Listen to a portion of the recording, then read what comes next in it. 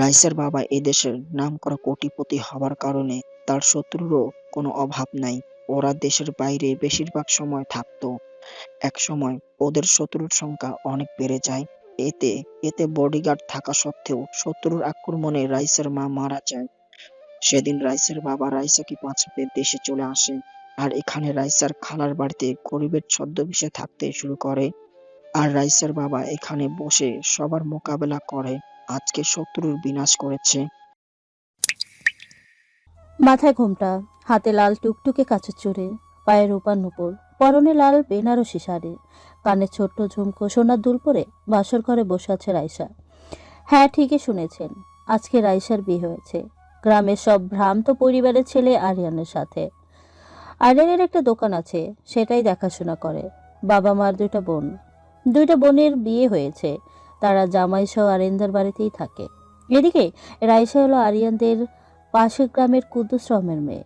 পরিচয় তো অনেক দিলাম, এবার চলেন গল্পের মাঝে ডুবে যাই। এমনিতেই বাইরে যে শীতরে বাবা, কোমল ছাড়া কথাই নেই। রাইসা রুমের দরজা খুলতেই রাইসা একটু ঠিক হয়ে বসে, কেননা রাইসা ভেবেছে আরিয়ান এসেছে। কিন্তু ঘটে তার বিপরীত ঘটনা, কারণ আরিয়ানের সাথে ওর মা বোন ও বোন জামাই আসে। রাইসার শাশুড়ি রাইসার কাছে এসে বলে, এই মেয়ে, তোর গলাতে যে স্বর্ণের চেনটা আছে ওইটা খুলে দে, তোর কাছে থাকলে হারিয়ে যাবে। আর তোর বাপ কি কিপটা রে, মেয়েকে একটা শুধু চেনে দিয়েছে, একটা হারও তো দিতে পারে নাই। বিয়ের প্রথম রাতেই রাইসা শাশুড়ি মায়ের কথা শুনে যেন পুরাই থ হয়ে যায়। সম্মানের ভয়ে মুখে হাজারে কথা আসলেও মুখ ফুটে বলতে পারল না রাইসা। এদিকে আরিয়ান বলে, মা, তুমি যখন রাইসার থেকে ওর গলার চেনটা নিয়ে তোমার কাছে রাখতেই চাচ্ছ, তো কয়েকদিন পরে রাখো। এখন ওকে খালি গলাতে দেখলে সবাই কি বলবে? তুই চুপ থাক, আমি যেটা বলছি সেটাই করতে হবে। মা, এটা কি বেশি হয়ে যাচ্ছে না? ও নতুন বউ হয়ে এসেছে তোমার ঘরে, আর তুমি ওর সাথে এমন করতেছো। তোরা একটু বেশি বুঝছিস, তাই তো কষ্টে ভুগতে হয়। শোন, বউকে কখনো আশকারা দিয়ে দিয়ে মাথায় তুলতে নাই, তাহলে পরে মাথা থেকে নামানো কষ্টকর। মা একদম ঠিক কথা বলেছে। রাইসা, দেখি এদিকে আসো, আমি খুলে দিচ্ছি, তুমি আবার ছিঁড়ে ফেলতে পারো। রোহিণী কথাটা বলি রুমানাকে সাথে নিয়ে রাইসার গলা থেকে চেন সহ সবকিছু খুলে নিয়ে রুম থেকে বেরিয়ে যায়।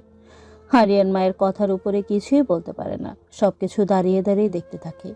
এদিকে রাইসার চোখ থেকেও পানি ঝরছে। শোনো বৌমা, তোমার শ্বশুর যদি এসবের কথা জিজ্ঞাসা করে তাহলে তাকে আবার বলিও না, যদি বলো তাহলে কিন্তু খবর খারাপ আছে। ঠিক আছে মা, আমি কিছুই বলবো না। রাইসার কথার জবাবে আরিয়ানের মা আর কিছু না বলে এই রুম থেকে চলে যায়। আরিয়ান দরজা লাগিয়ে দিয়ে এসে খাটে বসে বলে, আমি কিছুই বলতে পারলাম না, তুমি কিছু মনে করিও না। মা তো কিছু বলতেও পারে না, একদিন দেখবা মা ঠিকই তোমাকে তার মেয়ের মতো ভালোবাসবে। কি বলছেন এসব? আমি এসবের কিছুই মনে করিনি। আর মার কথায় তো আমার কষ্ট হয়নি। উনি আমার গুরুজন। যাই করবে আমার ভালোর জন্যই তো করবে। তোমার কথা শুনে খুব ভালো লাগলো। সবসময় এভাবেই নিজের মনকে শক্ত রেখে জীবনে আসা সকল বাধা অতিক্রম করিও, তাহলে দেখবে কেউ তোমাকে আটকাতে পারবে না। আপনি হলেন আমার সকল বিপদের মুখোমুখি হওয়ার একমাত্র হাতিয়ার। আপনি আমার পাশে থাকলে আমি সব রকমের বিপদকেই রুখে দিতে পারবো। আমি তোমার স্বামী, তোমার পাশে তো আমাকে থাকতেই হবে। আমি তোমার আছি আর সারা জীবন তোমারই থাকবো। তুমি যে আমার সেই স্বপ্ন চারিনি, তোমাকে নিয়েই বুকের মাঝে সাজিয়েছি হাজারো স্বপ্নের পাহাড়। আরিয়ানের কথা শুনে রাইসা আরিয়ানের পায়ে হাত দিয়ে সালাম করে। আরিয়ান রাইসাকে বসা থেকে উঠিয়ে কপালে একটা চুমু দিয়ে দেয়। আরিয়ানের এমন ভালোবাসা দেখে নিজের অজান্তেই রাইসার চোখে পানি চলে আসে। তারও কারণ আছে, সেটা না হয় পরেই জানতে পারবেন কেমন। ওই লক্ষ্মীটি, তোমার চোখে পানি কেন? কি হয়েছে তোমার? আর শোনো, তোমার চোখে কিন্তু পানি শোভা পায় না। তুমি যদি আরো কান্না করো তাহলে আমিও কিন্তু কাঁদবো। হ্যাঁ, রাইসা আরিয়ানের এমন কথা শুনে ফিক করে হেসে দেয়। আরিয়ান যেন রাইসার মুক্তঝরা হাসির দিকেই চেয়ে আছে, অবাক নয়নে। সেটা দেখতে পেয়ে রাইসা বলে, এভাবে আমার দিকে চেয়ে আছেন কেন? আমি কি কোনো ভিন্ন জগতের প্রাণী নাকি বলেন তো? আরে না, এমন করে কেন বলছো? তুমি তো আমার কাছে স্পেশাল। আমি তো অবাক নয়নে তোমার ওই মুক্ত ধরা হাসিটাই দেখছিলাম। মন চায় এভাবে সারা জীবন তোমার মুখের দিকে তাকিয়ে থাকি। কি যে বলেন না, আমার হাসি কই এত সুন্দর। তাও স্বামী যখন বলছে তখন সুন্দর তো হবেই। আচ্ছা, তাহলে আপনি সারাক্ষণ এভাবে তাকিয়ে থাকেন কেন? বউটা তো আপনারই, কেউ কিছু বলবে না। আমি কি তোমার দিকে এভাবে তাকিয়ে থাকলে হবে নাকি? আমাকে তো কাজ করতে হবে, না হলে যে পেটের মাঝে ইঁদুর দৌড়াদৌড়ি করবে। আচ্ছা হয়েছে, অনেক কথা তো বললেন। এবার চলেন, আমরা দুজন নামাজ পড়ে আসি আগে, তারপর না হয় আপনার মনের জমানো সকল কথা শুনবো। তাহলে সেটাই চলো। বউয়ের অর্ডার কি আর অমান্য করতে পারি নাকি? হাজার হলো 10টা না 5টা না, একটা মাত্র বউ আমার। হয়েছে, আর এভাবে লজ্জা দিতে হবে না। এখন যান, গিয়ে টিউবওয়েলে থেকে অজু করে আসেন। আরিয়ানের কথা শুনে রাইসা আরিয়ানের পেটে একটু গুঁতা দিয়ে উপরে কথাটা বলে। এদিকে আরিয়ান রাইসার কথা শুনে বলে, আমি একা শুধু উজু করলে হবে নাকি? তুমি উজু করতে যাবে না? আরে পুথু, আমিও তো যাব তোমার সাথে। আচ্ছা চলো যাই। চলো তাহলে। তারপরে দুজনে রুম থেকে বেরিয়ে টিউবওয়েলের পারে এসে সুন্দর করে উজু করে রুমে এসে নামাজ পড়ে আল্লাহর কাছে শুকরিয়া আদায় করে। নামাজের কাজ শেষ হলে আরিয়ান আলমারি থেকে একটা প্যাকেট নিয়ে এসে রাইসাকে দিয়ে বলে, বিয়ের প্রথম রাতে নাকি স্ত্রীকে কিছু দিতে হয়, কিন্তু আমার কাছে তো তোমাকে দেবার মতো গাড়ি বাড়ি টাকা পয়সা কিছুই নাই। এমনকি আমার এই শরীরটাও বাবা মায়ের দান।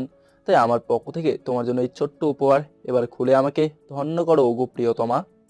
আরিয়ানের কথা শুনে রাইসা এক মুহূর্ত দেরি না করে তাড়াতাড়ি প্যাকেটটা খুলে দেখে একটা কোরআন শরীফ, তসবিহও আছে, একটা জায়নামাজ সাথে একটা হিজাব। আমার জিনিসগুলো তোমার পছন্দ হয়নি বুঝি? যদি পছন্দ না হয় তাহলে নিতে হবে না। আরিয়ান উপরে কথাটা মন খারাপ করে বলে। আরিয়ানের মন খারাপ দেখে রাইসা বলে, কি বলছেন এসব? হ্যাঁ, আপনি আমাকে যে জিনিস দিয়েছে এগুলো পৃথিবীর সবচেয়ে দামি জিনিস আমার কাছে। আপনার দেওয়া জিনিসগুলো পেয়ে আমি খুবই খুশি এবং শুকরিয়া আদায় করি আল্লাহ যেন আপনার সংসারে আপনার সাথে আমাকে সব সময় হাসি খুশি রাখে। রাইসার কথা শুনে আরিয়ান অনেকটাই খুশি হয়। রাইসাকে বুকে জড়িয়ে নেয়। তারপর রাইসার কপালে একটা ভালোবাসার পরশ দিয়ে কোলে করে খাটে নিয়ে বসিয়ে বলে, দেখো রাইসা, আজ থেকে তোমার শরীরে সবকিছুর দাবিদার আমি। আর তোমার সবকিছুর হেফাজত করাও আমার একটা দায়িত্ব। আর আমার সবকিছু তোমার, তাই এমন কিছু করিও না যাতে আমি কষ্ট পাই। যদি কখনো আমাকে তোমার অপছন্দ বা আমার আচরণে কষ্ট পাও, তখন আমাকে বিনা সংকোচে বলে দিও। না হলে কিন্তু সেটার সমাধান খুঁজে পাবে না। আপনি শুধু আমার পাশে থেকে আমাকে সব কিছু শিখিয়ে আপনার মনের মতো করে গড়ে তুলবেন, তাহলেই হবে। কেননা আমি মনে করি আজ থেকে এই বাড়িটা হলো আমার শিক্ষা কেন্দ্র, আর আপনি আমার শিক্ষক। আপনি আমাকে যেভাবে শাসন করে শেখাবেন আমি তেমনই শিখব। এইভাবে ওদের মাঝে অনেক মত বিনিময় হয়। দুইজনের মনে লুকানো সবকিছু খোলা করে নেয়, যেন পরবর্তীতে কোনো ঝামেলা না বাঁচে। এমনভাবে আমাদেরও সকলের উচিত বিয়ের প্রথম রাতে স্বামী স্ত্রীর সব কথা শেয়ার করা। তাহলে দুজনের মাঝে কোনো দূরত্ব থাকে না, শুধু ভালোবাসার সৃষ্টি হয়। আরিয়ান ধীরে ধীরে রাইসাকে বিছানায় শুয়ে দিয়ে আদর করতে শুরু করে। আরিয়ানের গরমের স্পর্শে যেন রাইসা পাগল হয়ে যাচ্ছে। আরিয়ানের প্রতিটি স্পর্শ যেন রাইসাকে চরম সুখের জ্বরে ভাসিয়ে দিচ্ছে। আরিয়ান রাইসাকে নিয়ে সুখের সাগরে ডুবে যায়। সকালে রাইসা আরিয়ানের আগে ঘুম থেকে উঠেছে। আরিয়ান এখনো ঘুম নিয়েই যেন পড়ে আছে। এদিকে পুরো বাড়িতে হইচই মেতেছে। বিয়ে বাড়ি বলে কথা, গ্রামে বিয়ে হলে এই বাড়ির লোকজন ও বাড়ির লোকজন সহ সবাই নতুন বউ দেখার জন্য ভিড় জমায়। এটা দেখতে খুবই ভালো লাগে। আরিয়ানের বোন রুবিন ও ভাবি আমিনা এসে রাইসাকে ডাকছে। রাইসা, ওই রাইসা, তোমাদের ঘুম কি হলো নাকি এখনো ঘুমোচ্ছ? হ্যাঁ, রাইসা বাইরে থেকে ডাক শুনে তাড়াতাড়ি নিজের কাপড় ঠিক করে আরিয়ানের কাপড়ও ঠিক করে দিয়ে দরজা খুলে দেয়। দরজা খোলার সাথে সাথেই রুবিনা ঘরে ঢুকে বলে, ওই, তোকে কি এখানে ঘুমানোর জন্য আনা হয়েছে নাকি? হ্যাঁ, এত বেলা হয়েছে আর তুই পড়ে পড়ে স্বামীর সাথে ঘুমাচ্ছিস? রুবিনের কথা শুনে রাইসা যেন পুরোই বোকা বনে যায়, কেননা রাইসা কখনো ভাবতেও পারেনি এমন কথা সকাল সকাল শুনতে হবে। এদিকে রুবিনাকে থামিয়ে আমেনা বলে, এই রুবিনা, তুই একটু থাম তো। দেখছিস নতুন বউ, একটু তো ঘুমাবেই। রাইসা, তোমার স্বামী কোথায়? ওকে দেখছি না যে। ভাবির কথা শুনে রাইসা খাটের দিকে ইশারা করে বলে, ভাবি, ওই যে দেখেন আপনার দেবর ঘুমাচ্ছে। ওর ঘুম আমি বের করছি। ও কি জানে না সকালে বউকে গোসল করাতে হবে, আর তার জন্য ভাবিদের বকশিস দিতে হবে? এই আরিয়ান, আরিয়ান, ওঠ, না হলে পানি ঢেলে দেবো কিন্তু। বউ, এমন করিও না তো, আর একটু ঘুমাতে দাও, সারা রাত ঘুমাতে পারেনি। আরিয়ানের কথা শুনে রাইসা তো পুরোই যেন লজ্জায় লাল হয়ে যাচ্ছে। এদিকে আরিয়ানের এমন কথা আর লজ্জায় লাল হওয়ায় রাইসাকে দেখে আমিনা বলে, এই যে দেবর সাহেব, আমি তোমার বউ না, আমি তোমার ভাইয়ের বউ, বুঝলে? এবার ওঠো হারামজাদা। ভাবি নাম শুনে আরিয়ান লাফ দিয়ে উঠে পড়ে আর চোখ টলতে টলতে বলে, ভাবি, তোমরা আর আসার সময় পাওনি? দেখছো আমার বউটা কিরকম লজ্জায় লাল হয়ে আছে। আহারে, নিজের বলতে লজ্জা করেনি, আর আমি আইছি দেখে এখন আমার সব দোষ। ওই টাকাটা দে, 1000। ভাবি, তুমি আমার থেকে আচার খাওয়ার জন্য টাকা না চেয়ে ভাইয়ার থেকে চাইলেই তো পারো। আর আইসো তো আইসোই, তাও আবার পুরো 1000 টাকা! হায় হায়! ওই হারামি, আমি তোর থেকে আচার খাবার জন্য টাকা চাইবো কেন? হ্যাঁ, আমার স্বামীর কি টাকা নাই নাকি আচার কেনার জন্য? ভাইয়ের যদি টাকা আসেই, তাহলে তুমি এই সকাল সকাল আমার ঘুমটা ভাঙিয়ে বউকে লজ্জায় ফেলে টাকা কেন চাচ্ছ শুনে? দেখেছো ভাবি, আরিয়ান এখন জেনেও না জানার কেমন বাহানা করছে। আমার মনে হয় সবই মেয়ে শিখিয়ে দিয়েছে। আপা, আমি ভাবির সাথে মজা করে কথা বলছি, তাহলে তুই রাইসাকে এর মাঝে টানছিস কেন? টানবো না তো কি করব? রাইসাই তো শিখিয়ে দিয়েছে যে সকালে টাকা চাইলে এমন বাহানা করতে। আপা, এবার থাম, অনেক হয়েছে। ভাবি, তুমি বলো তো আসলে কিসের টাকা যাচ্ছ? ওই হারামি, তুই জানিস না তোর বউকে গোসল করাতে হবে? এই জন্য আমাদের টাকা দিতে হবে। এ, বললেই হলো। টাকা মনে হয় গাছে ধরে আছে, তুমি বললে আর আমি ঝাঁকি দিয়ে পেরে এনে তোমার হাতে দিয়ে দেই। আর রাইসের হাত পা আছে, ও একাই সাবান দিয়ে ঘষে ঘষে গোছানো করতে গেছে, তোমাদের লাগবে না। আরে গাধা, এটা আমাদের গ্রামের নিয়ম, সকালে নতুন বউকে ভাবিরা মিলে গোসল করানো, আর আমাদের খুশি করার জন্য জামাইকে বকশিস দিতে হবে। বকশিস যদি নিতে হয় তাহলে তোমার বর আর আমার দুই দুলাভাইকে বলো গা, আমি কেন টাকা দিতে পারবো না? সারা রাত বউকে নিয়ে মজা করেছো, উনি আর এখন টাকা দিয়ে ভাই? ওই, তুই দিবি কিনা বল সেটা, না হলে তোর বউ এইভাবে থাকবে, কেউ খেতেও দিবে না। ভাবির কথা শুনে আরিয়ান পড়ে যায় আর এক বিপদে, কেননা এখানে নিয়ম নতুন বউকে সকালে ভাবিরা মিলে গোসল করিয়ে দিলে খাবার খাবে, না হলে নাই। এখন বউ বাঁচাতে পকেটে হাত তো দিতেই হবে, তাই না? আচ্ছা ভাবি, তোমরা ওকে নিয়ে গোসল করিয়ে দাও, আমি টাকা দিচ্ছি। দেখ আরিয়ান, তোর কথায় ওকে গোসল করাতে নিয়ে যাচ্ছি, পরে যদি পাল্টি মারিস তাহলে কিন্তু খবর আছে। আরিয়ানের ভাবি কথাটা বলেই রাইসাকে নিয়ে যায় গোসল দেওয়ার জন্য। কয়েকজন মিলে রাইসাকে গোসল করানো শেষ হলে ফিরার উপরে ভেজা অবস্থায় রেখে আরিয়ানকে ডাকে, কই গো দেবর সাহেব, এখানে আসো, আর টাকা দিয়ে বউকে নিয়ে যাও, না হলে তোমার বউ এই শীতের সকালে ভেজা কাপড়ে পটল তুলতে যাবে। ভাবির কথা শুনে আরিয়ার রুম থেকে বেরিয়ে এসে 100 টাকা 6টা নোট আমিনার হাতে ধরিয়ে দিয়ে বলে, ভাবি গো, এবার আমার বউকে ঘরে নেওয়ার ব্যবস্থা করো, নাহলে আমার বউয়ের এমনিতেই যেই শরীর, তাতে এই শীতের সকালে কিছু সময় পরে ঘরে না নিয়ে কবস্থায় নিতে হবে। ওই হারামি, তোর সাথে মিটছে 1000 টাকা। তুই এখন এখানে নোট না দিলে রাইসা এইভাবেই এখানে থাকবে। দেখ শীতে কাঁপতেছে। ভাবি, তোমরা আমার অবলা বউটাকে পেয়ে আমাকে ব্ল্যাকমেল করতেছো, তাই না? এবার বুঝতেছি, তোমার বোনকে বিয়ে করলে আমার টাকাটা বেঁচে যেত। এই যে দেবরজি, যেটাই বলো না কেন, কোনো কাজ হবার নয়, এখন টাকা দে। দুলা ভাই, তোমরা কিন্তু দাঁড়িয়ে দাঁড়িয়ে মজা নিচ্ছ, কিছু কিন্তু বলছো না। এরা আমাকে দেউলিয়া করে দিচ্ছে জেনেও। শালাবাবু, নতুন বিয়ে করেছো, এখন একটু একটু টাকা খরচা করতেই হবে। এমন ঝড় আমাদের উপর দিয়েও গেছে। হ্যাঁ ভাই, ঠিকই বলেছেন।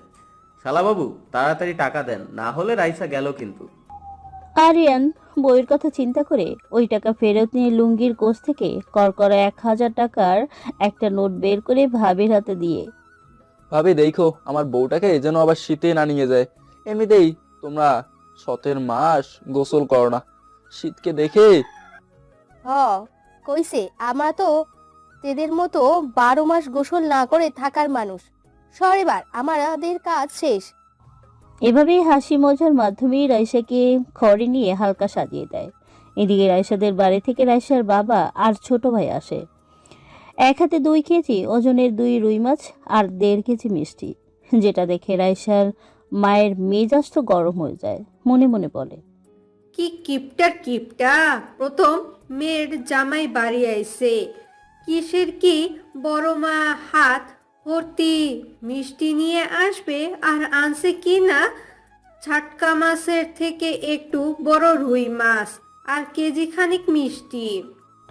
এদিকে রাইসার বাবা এসে রুবিনা ও রোহিণীর হাতে ওইগুলা দিয়ে রাইসার শাশুড়ির কাছে এসে বলে, আসসালামু আলাইকুম বিহান সাহেব, কেমন আছেন?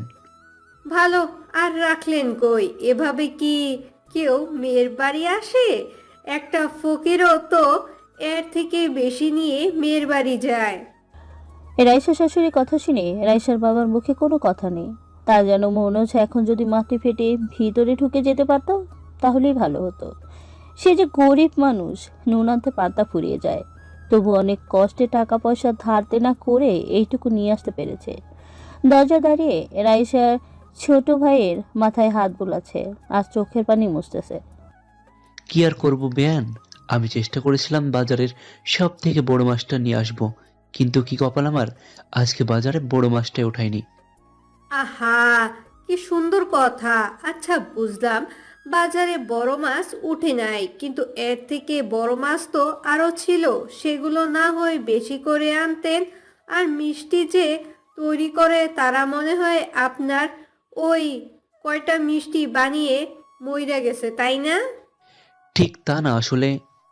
চুপ থাকেন সবাই। আমার কপালে কেন যে এমন ফকিরের মেয়ের সাথে আমার ছেলেকে বিয়ে দিতে গেলাম। উপরে কথাটা বলে হনহন করে সেখান থেকে চলে যায়। আর এইদিকে আরিয়ানের বোন আর বোনের জামাইরাও একই ব্যবহার করে। তবে আরিয়ানের একটা দুলাভাই আবার ভালো।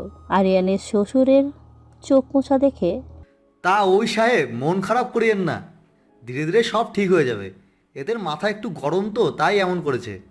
না বাবা, তেমন কিছু না, আমার চোখে একটু ময়লা লেগেছিল তো, তাই আর কি। তাই সাহেব, আমি যে আপনার মতোই দিনমজুর, বাবারই সন্তান, তাই বাপের কষ্টটা আমি বুঝি। ওই রাইসা তাই কে ঘরে নিয়ে বসতে দাও। দুলাভাইয়ের কথা শুনে রাইসা ওর বাবাকে সাথে নিয়ে ঘরের সোফায় বসতে দিলেই কোথা থেকে ওর শাশুড়ি এসে রাইসাকে বলে, ওই তোর জানা আছে ওই সোফার দাম কত? তোর বাপের মতন ফকির খেয়ে যে এখানে বসতে দিচ্ছিস, যদি এই সোফার রং জ্বলে যায় তখন কি হবে? তোর বাপের কি ক্ষমতা হবে এমন সোফা কিনে দেওয়ার? আম্মা, আমি আসলে বুঝতে পারিনি। চুপ থাক। আর ওই যে ফকিরের বেয়াই আমার কথা শুনে ও কি আপনার লজ্জা হচ্ছে না? এখনো এখানে বেহায়ার মতন বসে আছেন। আমার কত শখ ছিল ছেলেকে শ্বশুর বাড়ির থেকে সব ফার্নিচার দিবে, কিচ্ছুই হলো না। বিয়া সাহেব, আমার সামর্থ্য হলে তো আমি নিশ্চয়ই দিতাম। আল্লাহ যে আমাকে এমন চাঁদের মতো একটা মেয়ে দিয়েছে, কিন্তু তার স্বামীর বাড়িকে সাজিয়ে দেবার মতো ক্ষমতা যে দেয়নি। উপরে কথাটা বলেই রাইসার বাবা চোখের পানি মুছে নেয়। রাইসার শাশুড়ি আরে কিছু বলতে যাবে, ঠিক তখনই রাইসার শ্বশুর আর আরিয়ান চলে আসে বাজার থেকে। তাই আর তেমন কিছু বলতে পারে না। আসলে রাইসাকে রাইসার শ্বশুর আর আরিয়ানের বোন জামাই শরীফ পছন্দ করে এই বাড়িতে আরিয়ানের বউ করে নিয়ে আসে, যেখানে রাইসার শাশুড়ি বরাবরই চাইতো আর তার বান্ধবীর মেয়েকে বউ করে আনতে। ওয়ালাইকুম আসসালাম বিআই সাহেব, কেমন আছেন? এখানে আসতে কোনো সমস্যা হয়নি তো? ওয়ালাইকুম আসসালাম, আলহামদুলিল্লাহ বিয়া সাহেব, আমি ভালো আছি। আপনি কেমন আছেন? আমি ভালো আছি। আপনার মেয়ের মতো চাঁদের টুকরো লক্ষ্মী একটা মেয়েকে আমার ছেলের বউ করে এনে কি ভালো না থেকে পারি? এই রাইসার শ্বশুরের কথা শুনে রাইসার বাবার মনে সকল কষ্টটা যেন এক নিমিষেই দূরে পালিয়ে যায়। কেননা সে এই বাড়িতে মেয়ের জন্য ভালো কাউকেও দেখলো। আরিয়ান ও শ্বশুরের পায়ে হাত দিয়ে সালাম করে, আব্বাজান কেমন আছেন? বাবা, এত সময় তোমাদের না দেখে ভালো না থাকলেও এখন তোমাদের দেখে আমার খুবই ভালো লাগছে। তা তুমি কেমন আছো বাবা? জি আলহামদুলিল্লাহ, আমিও ভালোই আছি। আপা, তোরা কি আব্বাকে খেতে দিয়েছিস নাকি এখনো না খাইয়েই রেখেছিস? তোর বউ থাকতে আমরা কেন খেতে দিতে যাব? আর তোর শ্বশুর যা। রোহিণীর মুখের কথা শেষ না হতেই পাশে থেকে রাইসা বলে ওঠে, যেন আরিয়ানও তার শ্বশুর কিছুই বুঝতে পারে না। আসলে বাবা, আর রাফি তো একটু আগেই আসলো, তাই একটু পরে আপনারা আসলে খেতে দিব ভেবে এখনো দেইনি। বৌমা, কি বলো এইসব? বিয়াই সে কখন এসেছে আর তোমরা তাকে এখনো না খাইয়ে রেখেছো? হ্যাঁ, তাড়াতাড়ি খেতে দাও। আর আরিয়ান, চল আমরা দোকানের কাজটা সেরে আসি। বাবা চলো। রাইসা, ওনাদের খেতে দাও, আমরা যাবো আর আসবো। আচ্ছা ঠিক আছে, সাবধানে যাইয়েন আর সাবধানে ফিরে আইসেন। রাইসা আরিয়ানরা চলে যাবার পরে খাবার জন্য টেবিলে নিয়ে বসতে দিয়ে কাজের মেয়ে রহিমার সাথে খাবার নিয়ে এসে টেবিলে রাখে।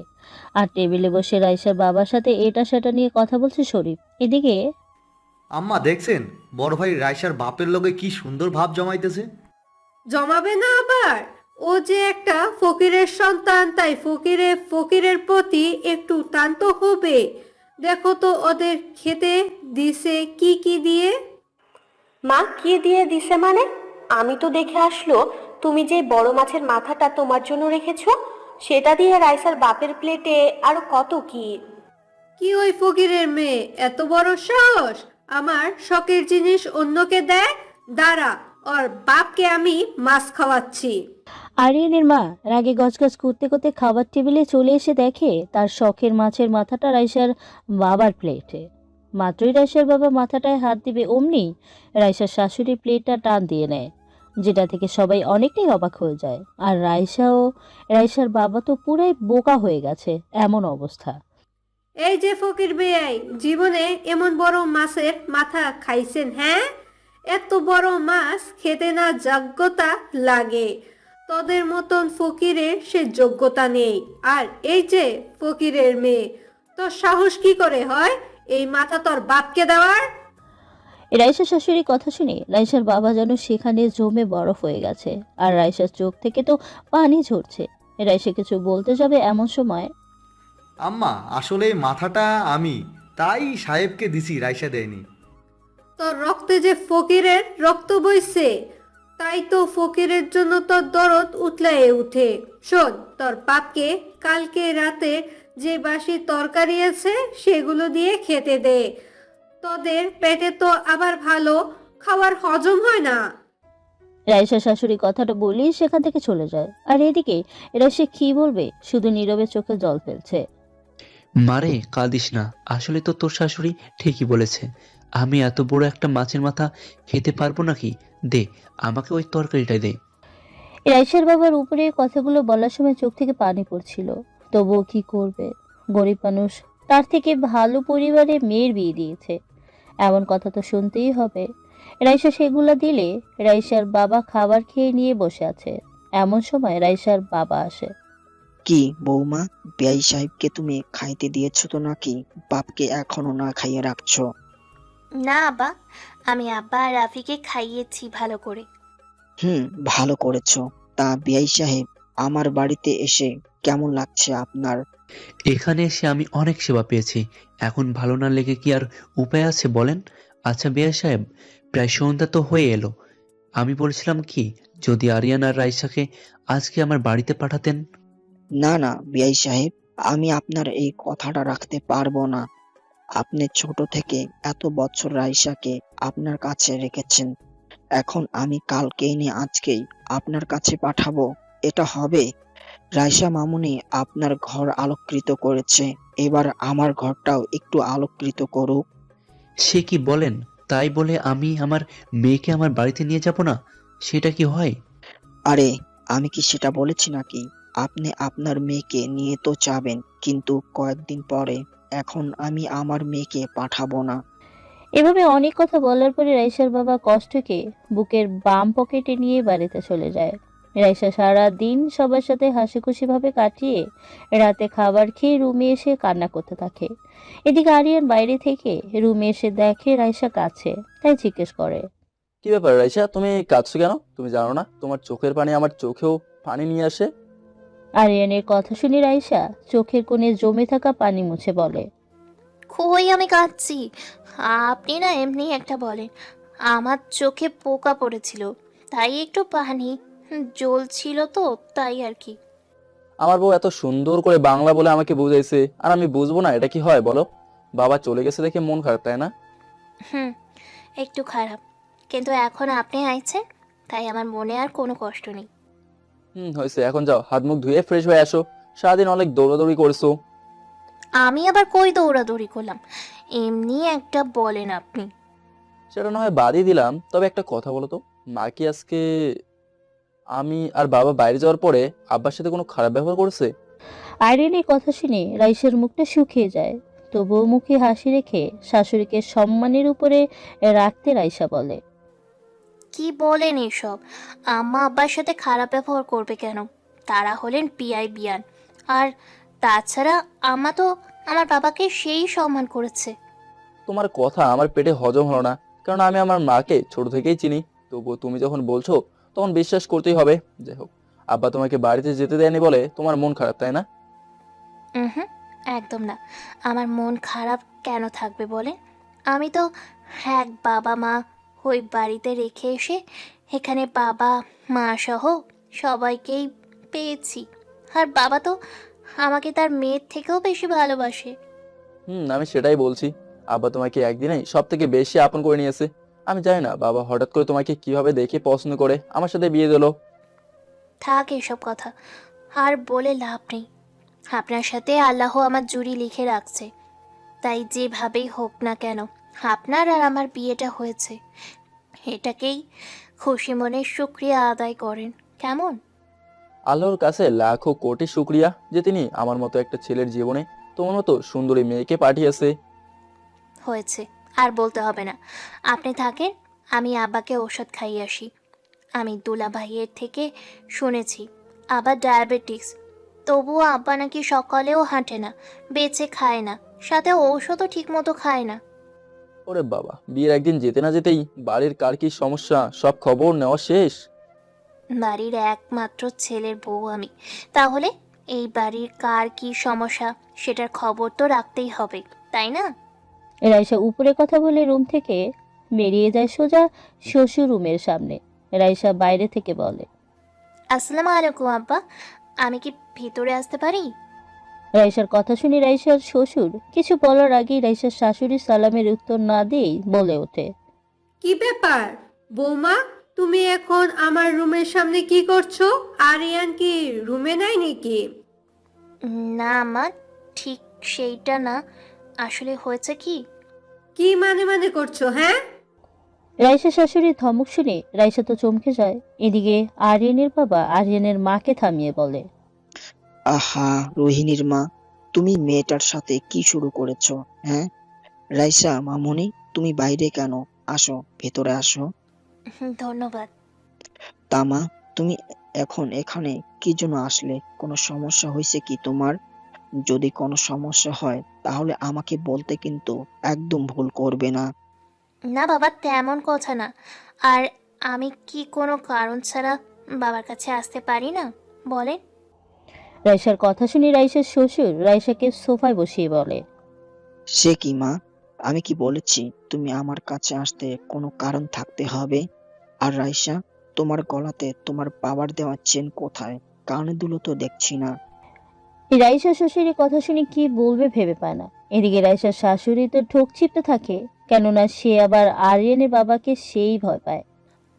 আসলে আমার না কেমন জানি ওইসব পড়তে একদম ভালো লাগে না, তাই আমি খুলে আমার কাছে রেখেছি। আমার কাছে রাখলে কখন হারিয়ে ফেলবো তার ঠিক নেই। বোঝেনি তো, আমি ছোট মানুষ, বুঝি কম। সেটা না হয় বুঝলাম, তাই বলে তুমি এইভাবে থাকবে? কানের দুল নাই, গলা খালি, দেখতে কেমন লাগছে? আমি কালকে তোমার জন্য বাজার থেকে পাতলা দেখে চেন আর দুল নিয়ে আসবো নি। তা এখন বলো, আমার কাছে কেন এসেছো? আমি শুনেছি আপনার নাকি ডায়াবেটিস। হ্যাঁ, সেটা তো আমার আছে, কিন্তু মা, আমি এটার জন্য বেঁচে কুচে চলি না। কিন্তু বাবা, সেটা বললে আমি তো শুনবো না। এখন থেকে আপনি আর আপনার ছেলে প্রতিদিন সকালে ফজরের নামাজ পড়ে 1 ঘন্টা করে হেঁটে এসে নাস্তা করবেন, শুধু রুটি। আর ঔষধ খাওয়া একদম মিস করা যাবে না। মারে, এটা কিন্তু আদালতের জজের মতো অর্ডার করেছো। আমার কিন্তু ঔষধ খেতে একদম ভালো লাগে না। বাবা, ঔষধ খেতে কারোরই ভালো লাগে না, তবুও রোগের থেকে মুক্তি পেতে শত কষ্টের পরেও খেতে হয়। আমি তো শিক্ষিত না, বেশি কিছু বুঝি না, তবুও আমার মূর্খ জ্ঞান থেকে যেটুকু জানি সেটুকু বললাম। এখন ঔষধ কোথায় বলেন, আমি খাইয়ে দিচ্ছি। রাইসার শ্বশুর তার প্রতি রাইসার এমন ভালোবাসা দেখে মুগ্ধ হয়ে গেছে। আর এইদিকে রাইসার এমন কাণ্ড দেখে রাইসার শাশুড়ি রাগে জ্বলতে জ্বলতে মনে মনে বলে, আইসে শ্বশুরকে নিজের বসে নিতে। আরে তোকে তো আমি ধীরে ধীরে বুঝাবো আমার ছেলেকে বিয়ে করে এই বাড়িতে নাচতে নাচতে আসার শাস্তি কি হয়। তুই শুধু সময়ের অপেক্ষায় থাক। রাইসার শাশুড়ি এসব ভাবতে থাকে। আর এদিকে মিস্টার রফিক আলমারি থেকে ঔষধ বের করে রাইসার হাতে দিয়ে বলে, বৌমা, এই যে দেখো, ডাক্তার এইসব ঔষধ আমাকে দিয়েছে খাবার জন্য, কিন্তু আমার ভালো লাগে না দেখে খাই না। ঠিক আছে, আগে যা করেছেন সেটা বললে তো আর ফিরিয়ে আনা সম্ভব না, তবে এখন থেকে আগের সব ভুলকে আর করা যাবে না। রাইসা দেখে ও শ্বশুর বলার আগেই রাতের যেই ওষুধগুলা খেতে হবে সেই পাতা থেকে ঔষধ বের করে ও শ্বশুরকে খাইয়ে দেয়। রাইসার এমন কাজ দেখে মিস্টার রফিকের মনে প্রশ্ন আসলেও রাইসার শাশুড়িকে দেখে সেই প্রশ্নটা আর করে না। রাইসা ওষুধ খাইয়ে তাদের বলে রুম থেকে বাইরে এসে রুমে যাওয়ার সময় দেখে শরীফ সাহেব বসে আছে। দোলা ভাই, বাইরে বসে কি করেন এই শীতের মাঝে? ও রাইসা, তুমি আর বলো না, আমার রুমেও যেমন শান্তি, এখানে শীতের মাঝে বাইরেও তেমনি শান্তি। তুমি কোথায় গেছিলে এখন? আমি বাবাকে তার ঔষধ খাইয়ে আসলাম। দোলা ভাই যান, গিয়ে ঘুমান, আপা একা একা আবার ভয় পাবে। আরে কি যে বলো না, তোমার আপা নিজেই তো একটা ভূতনি, ও আবার ভূতকে দেখে কি ভয় পাবে? শরীফের কথা শুনে রাইসা কিছু বলতে যাবে তার আগেই আরিয়ানের ভাবি এসে হাসতে হাসতে বলে, এই যে মিস্টার শরীফ সাহেব, এভাবে যে আমার ননদকে ভূতনি বলছেন, পরে আবার ভূতনির পাটায় মশলা পেশার মতো আদর সামলানোর ক্ষমতা আছে তো? কি যে বলেন না ভাবি, এত বছর হলো তো সহ্য করেই আসতেছি। আজকে আর নতুন কি, আল্লাহ যদি এই শরীরটাকে পাথর দিয়ে বানাতো তাহলে হয়তো পাটায় পিষতে পিষতে ক্ষয় হয়ে যেতাম। তুমি পারো বটে, কি আর করবা, সহ্য করতে হবে, বউটা তোমার। তা রাইসা, তুমি নতুন বউ হয়ে আমার দেবরকে এই শীতে একা রেখে বাইরে কি করো? দেবর আমার ঠান্ডায় গলে যাবে তো। ভাবির কথা শুনে রাইসা তো লজ্জায় লাল হয়ে যায়। কিছু বলতে গিয়েও না বলে লজ্জা পেয়ে রুমে চলে আসে। ভাবি, আপনিও না দিলেন ওকে লজ্জায় ফেলে। যাই বলেন ভাবি, এই একদিনে বুঝেছি রাইসা মেয়েটা খুব ভালো। তাই তো, এত কিছু সহ্য করলো, না হলে এই যুগের মেয়ে হয়ে চুপ থাকে? তোমার বউ শাশুড়ির চুলের মুঠি ছিঁড়ে ফেলতো। ভাবি আপনিও না, আচ্ছা থাকেন, আমি গিয়ে ভূতনির অত্যাচার সহ্য করি। এখানে মশার অত্যাচারের থেকে ঘরে বড় অত্যাচার মনে হয় ভালো। সেটাই করো। এদিন রাইসাকে এভাবে লজ্জার ভাব নিয়ে রুমে আসতে দেখে আরিয়ান দোকানের হিসাবের খাতা রেখে বলে, কি ব্যাপার, আমার বউটার এমন লজ্জার কি কারণ বুঝলাম না তো। আর বলিয়ে না, ভাবিটাও কেমন, কখন কি বলে লজ্জায় পড়ে যাই। ও, আমি না ভাবি খুবই মজার মানুষ এবং মানুষ হিসেবেও খুব ভালো। তার বাবা মা নাই, তবে আমার আব্বা ভাবিকে খুব ভালোবাসে। সেটা তো আমি দেখেছি। আসলেই ভাবি অনেক ভালো মনের একজন মানুষ। আচ্ছা, আপনি এখানে না ঘুমিয়ে জেগে আছেন কেন? কিভাবে ঘুমাবো বলো, আমি তো রাতে কোল বালিশ ছাড়া ঘুমোতেই পারো না। কোল বালিশ ছাড়া ঘুমোতে পারেন না, ভালো কথা। ওই যে ওখানে তো কোল বালিশটা সুন্দর করে চেয়ে আছে আপনার দিকে, সেটা দেখেন নাই? কারণ ওকে তো এতটা বছর বুকে জড়িয়ে সংসার করছি, এখন তুমি আসাতে ওকে ডিভোর্স দিছি, তাই দূর থেকে হিংসে করছে। আপনিও না, কোল বালিশ আবার কিভাবে হিংসে করে শুনি। এই যে আমি ওকে আগে জড়িয়ে ধরে ঘুমাতাম, এখন তুমি আসাতে ওকে আমার বুকে তো দূরের কথা আশেপাশেও আসতে দেয় না, তাহলে ওর হিংসা হবে না বলো? এমনিতেই তো আর লোকে বলে নাই কোল বালিশ হলো মেয়েদের সতীন। হয়েছে, আর দুষ্টুমি করে কথা বলতে হবে না। কোলবালিশ পেয়েছেন, ঘুমান। সকালে আবার নামাজ পড়তে হবে। এই শীতের সকালে ঘুম থেকে উঠে আমি নামাজ পড়বো? আমি পাবো না। সেটা বললে তো হবে না মিস্টার স্বামী। আল্লাহ আপনার সুখের জন্য এত কিছু করতে পারে, আর আপনি তার খুশির জন্য এইটুকু সময় শীতের মাঝে কষ্ট হয়ে নামাজ পড়তে পারেন না বলেন? আর তাছাড়া নামাজ পড়ে দেখেন, নামাজের মাঝে যেই শান্তি, সেটা পৃথিবীর কোনো কিছুতেই নেই। আচ্ছা ঠিক আছে, নামাজ পড়বো। তুমি যখন নামাজ পড়তে ওঠো তখন আমি না উঠলেও ডেকে তুলে মসজিদে পাঠিয়ে তাহলেই হবে। সেটা কি আপনাকে বলতে হবে? আপনি না উঠলে আমি পানি দিয়ে ওঠাবো, তবুও নামাজ না পড়ে ছাড় দিব না। এভাবে ওদের মাঝে কথা হতে থাকে। আরিয়ান রাইসাকে বুকে জড়িয়ে ঘুমানোর চেষ্টা করে, কিন্তু ঘুম জোর চোখে ধরা দিতেই চায় না। কিভাবে ঘুম আসবে এত সুন্দর চাঁদের নাহান বউকে কাছে রেখে? কত কিছু মন চাইছে বেচারার। দেখছেন ভাই, বিয়ে করেও জ্বালা আবার না করেও জ্বালা। বিয়ে করে বউকে রেখে ঘুম আসে না, আর বিয়ে না করে একলা খাটে বউ ছাড়া ঘুম আসে না। কার তলে সারার ঘুম তুই আসবি কখন? সকালে ফজরের আজানের শব্দে শুনতেই রাইসার ঘুম ভেঙে যায়। ঘুম থেকে উঠে কাপড় ঠিক করে। এই যে শুনছেন, আজান হয়েছে, এখন উঠে আব্বার সাথে নামাজ পড়তে যান, সাথে দুলাভাইকেও নিয়ে যাইন। এই রাইসার কথা শুনে আরিয়ান ঘুম থেকে উঠে রাইসার কপালে একটা চুমু দিয়ে ফ্রেশ হয়ে উজু করে ওর বাবার সাথে বোন জামাইকে নিয়ে মসজিদে নামাজ পড়তে চলে যায়। পরে নামাজ পড়ে বাইরে হাঁটতে যায়। এদিকে সকালে সবার চা না দেওয়াতে রাইসার শাশুড়ির রুমে এসে চুলের মুঠে ধরে। হারাম জাদি, তোকে কি এখানে পড়ে পড়ে ঘুমানোর জন্য আনা হয়েছে? হ্যাঁ, নবাবের বেটি, এত যে কাজ পড়ে আছে সেটা কি তোর মায়ে এসে করে দেবে? আবার এত বেলা হয়ে গেছে তবুও কারো রুমে চা পর্যন্ত দেসনি? আম্মা, আসলে আমি নামাজ পড়ে কোরআন তেলাওয়াত করলাম তো, তাই একটু দেরি হয়েছে। চিন্তা করিয়েন না, আমি এক্ষুনি সবার জন্য চা করে আনছি। এখন চা দিয়ে কি আমরা গোসল করব? হ্যাঁ, তোকে চা করতে হবে না। এখন গিয়ে পুরো বাড়ি ঝাড়ু দিয়ে পরিষ্কার করে সব থালা বাসন ঘরে মেজে পরিষ্কার করে সকালে নাস্তা তৈরি কর। হ্যাঁ যা, সবার জন্য আটা দিয়ে রুটি আর আলুর সাথে বেগুন দিয়ে ভাজি কর। আর হ্যাঁ, তুই রুটি বানাতে পারিস তো নাকি? আবার রুটির ওপাশে তাকালে ওই পাশে ইন্ডিয়ার তাজমহল দেখা যাবে। মা, তুমি যা বলেছো, আমার তো মনে হচ্ছে ও কোনো কাজ করতেই পারে না।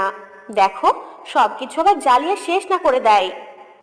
আপা, আমি তো রুটি ভালো করে বানাতে পারি না। বাড়িতে তো সব কাজ আমার মাই করতো। তবে আমাকে যদি একটু দেখিয়ে দিতেন, তাহলে আমি সব করতে পারবো। এই সতীনের মেয়ে, কাজ করতে পারিস না তো আমার ছেলেকে বিয়ে করতে গেলি কেন? হ্যাঁ, তোকে এই বাড়ির বউ করে আনছি কি না খেয়ে থাকার জন্য, নাকি যা রুমে রুটি বানা। রাইসা আর কিছু না বলে রান্নাঘরে চলে যায়। কিভাবে করবে সেটাও ভেবে পায় না। যদিও রাইসা গরিব ঘরের মেয়ে, তবু ওর মা ওকে কাজ করতে দেয়নি কখনো। গরিব ঘরে থেকেও রাইসা রানীর মতোই বড় হয়েছে। তাই তো সব মেয়েকে বিয়ের আগে থেকে কাজ শিখে শ্বশুর বাড়িতে আসতে হয়। কেননা সে কাজ না পারলে তার শ্বশুর শাশুড়ি বলবে, কি রে সতীনের মেয়ে, তোর মাও চাচি কি তোকে কখনো রান্না করতে শেখায়নি? নাকি তারাও রান্না করতে পারে না, হাওয়া খেয়ে থাকে? এমন কথা কি শুনতে ভালো লাগবে বলেন? রাইসা প্রথম বাটিতে পানি গরম না করেই আটা ঢেলে নাড়ু তৈরি করার চেষ্টা করে, কিন্তু হচ্ছে না। কারণ যেটুকু পানি লাগবে তার থেকে অনেক বেশি পানি দিয়েছে। যদিও আবার আটা দিয়ে সেটা ঠিক করে। আবার রুটি বেলাতে আর এক সমস্যা, রুটি যতই বেলে ততই আগে যেমন ছিল তেমনই হয়ে যায়। অনেক কষ্টের পরে পরোটা রুটি বানায় রাইসা। একটা ত্রিভুজ তার একটা বাংলাদেশের মানচিত্র, সাথে ইন্ডিয়ার কিছু অংশও যোগ হয়ে আছে। আর রুটির এপাশে তাকালে ওই পাশের মানুষকেও দেখা যায়। কি আর করা, চেষ্টা তো আর কম করেনি। খাবার টেবিলে রাইসা খুশি মনে সবাইকে রুটি ও আলু ভাজি দিলে সবাই রুটির মুখের সামনে নিয়ে দেখতে থাকে আর হাসতে থাকে। বাড়ির কত মিস্টার রফিক সাহেব থাকতে কিছু বলতেও পারে না। ও শাশুড়ি মেজাজ তো চরম লেভেলের পৌঁছে গেছে, যেন রাইসাকে কাজা চিবিয়ে খাবে। বৌমা, তুমি কেন আজকে রান্না করতে গেছ? আগে কাজ দেখে শিখো, তারপর না হয় কাজ করিও। আব্বা, আমি থাকতে শুধু কেন কষ্ট করে আপনারা রান্না করবে? আমি তো এখন আছি, তাই না? তাই বলে নতুন নতুন তুমি রান্নাঘরে ঢুকবা? পাড়ার লোকে কি বলবে? আমি ছেলেকে বিয়ে করিয়ে বাড়িতে বউ আইনাই আনছি কাজের মেয়ে। না, বাবা কিছু বলবে না, কারণ তারা জানে একটা মেয়ের বিয়ে হলে তাকে কাজ করেই খেতে হয়। মেয়েদের বিয়ে হলে কেউ বসিয়ে খাওয়ায় না। আর আপনি কোনো চিন্তা করিয়েন না বাবা, আমি সব শিখে যাব ধীরে ধীরে। আচ্ছা, সেটা তোমার ইচ্ছে, তবে রান্না করতে গিয়ে তোমার যেন কোনো ক্ষতি না হয়, তাহলে আমি কিন্তু তোমাকে ছেড়ে কথা বলবো না। ইহ, ছেলের বউ দেখি মনে হয় দরদ উতলে উঠছে। ও যদি কাজ না করে তাহলে কে কাজ করবে, হ্যাঁ? আর এমনিতেই বাড়িতে বউ নিয়ে এসেছে বলে আমি কাজের মেয়ে বিদায় করে দিচ্ছি। বাহ, ভালো করেছো। এখন তোমরা বাহ, ভালো করেছো। এখন তোমরা মা মেয়ে মিলে রান্না করবা। তোমরা তো মেয়ে, রাইসাও মেয়ে। রাইসা তো বললোই মেয়েদের বসিয়ে খাওয়ানো কেউ, তাহলে আমি কেন খাওয়াবো? বাবা একদম ঠিক কথা বলেছেন। এমনিতেই ইদানিং আপনার মেয়ের স্বাস্থ্যটা একটু বেড়ে গেছে, একটু কাজ করলে যদি কমে। জামাইয়ের কথা শুনে রুবিনা তো রাগে ফুসফুস করে, মনে মনে বলে, শালার জামাই, আব্বা আছে বলে কিছু বললাম না, না হলে তোকে এখনই পাটায় পিষে চিবিয়ে খেতাম। এভাবেই খাওয়া দাওয়া হয়ে গেলে রাইসা সবকিছু গুছিয়ে নিজে খেতে এসে দেখে কোনো রুটি নেই, যেখানে ওর শ্বশুর নিজে রাইসার জন্য 2টা রুটি রেখেছিল।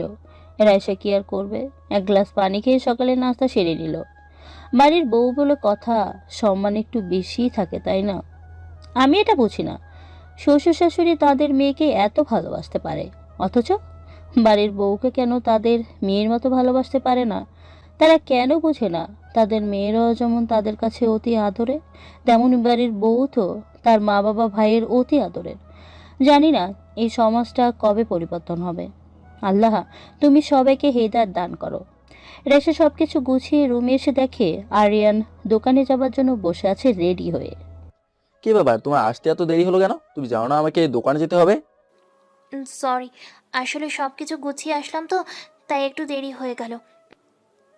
বোঝেনি তো, বোঝেনি তো, বাড়ির একমাত্র বউ আমি, কাজটাও একান্তই আমার। তুমি শুধু কাজ নিয়েই পড়ে থাকো জামাইকে বলে।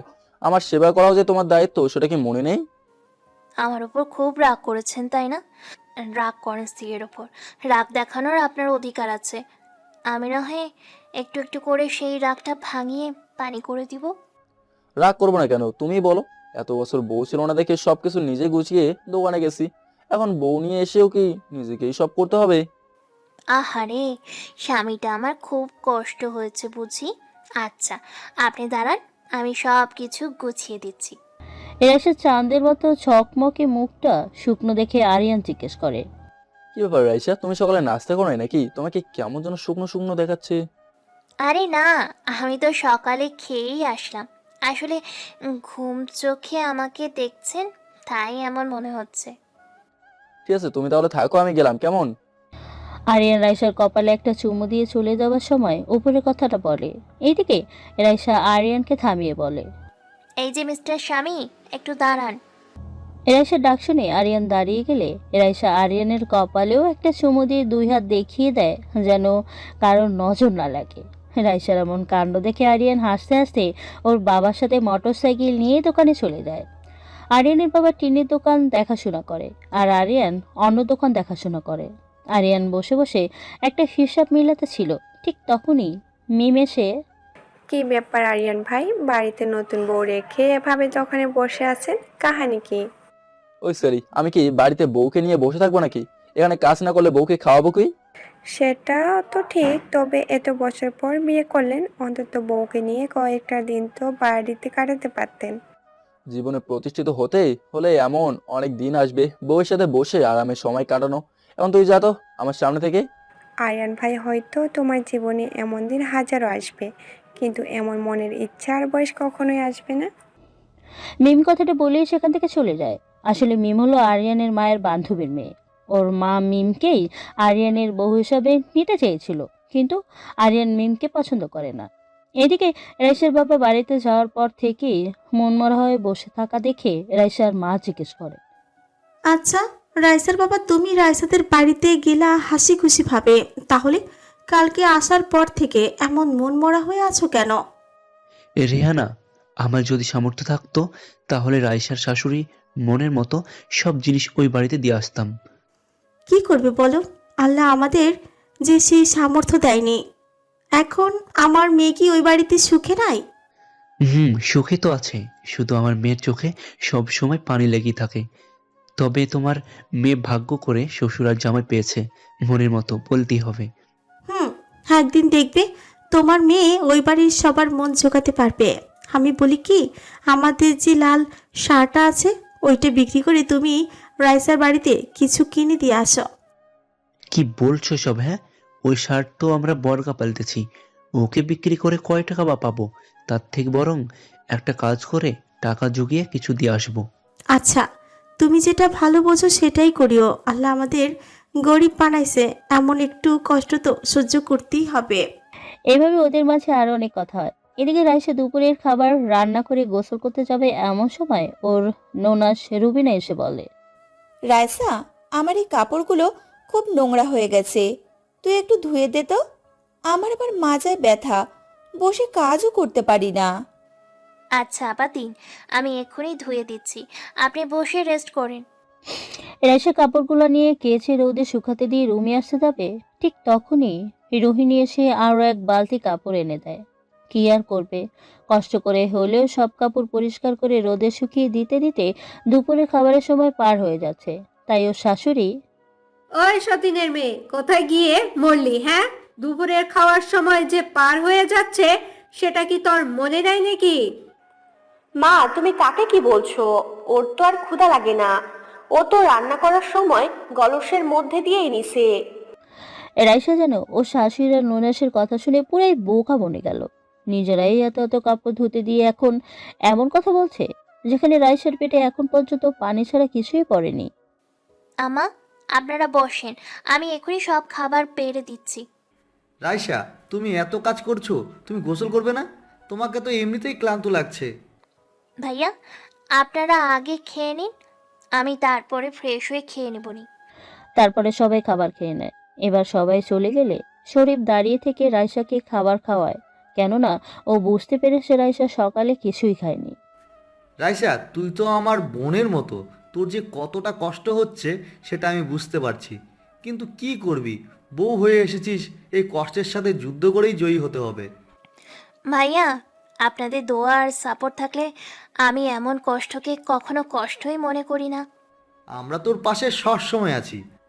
আর একটা কথা মনে রাখিস, সৎ পথে চললে তার জয় এক সময় না এক সময় হবেই হবে। এখন খাওয়া শেষ করে ফ্রেশ হয়ে নিস। আচ্ছা ভাইয়া, ঠিক আছে। এইভাবেই রাইসার জীবন নামক কষ্টের গল্পের বইয়ের কষ্টের পরিমাণ আরো দিনে দিনে বাড়তেই থাকে। ও শাশুড়ি আগে থেকে এখন আরো বেশি অত্যাচার করে রাইসার উপরে।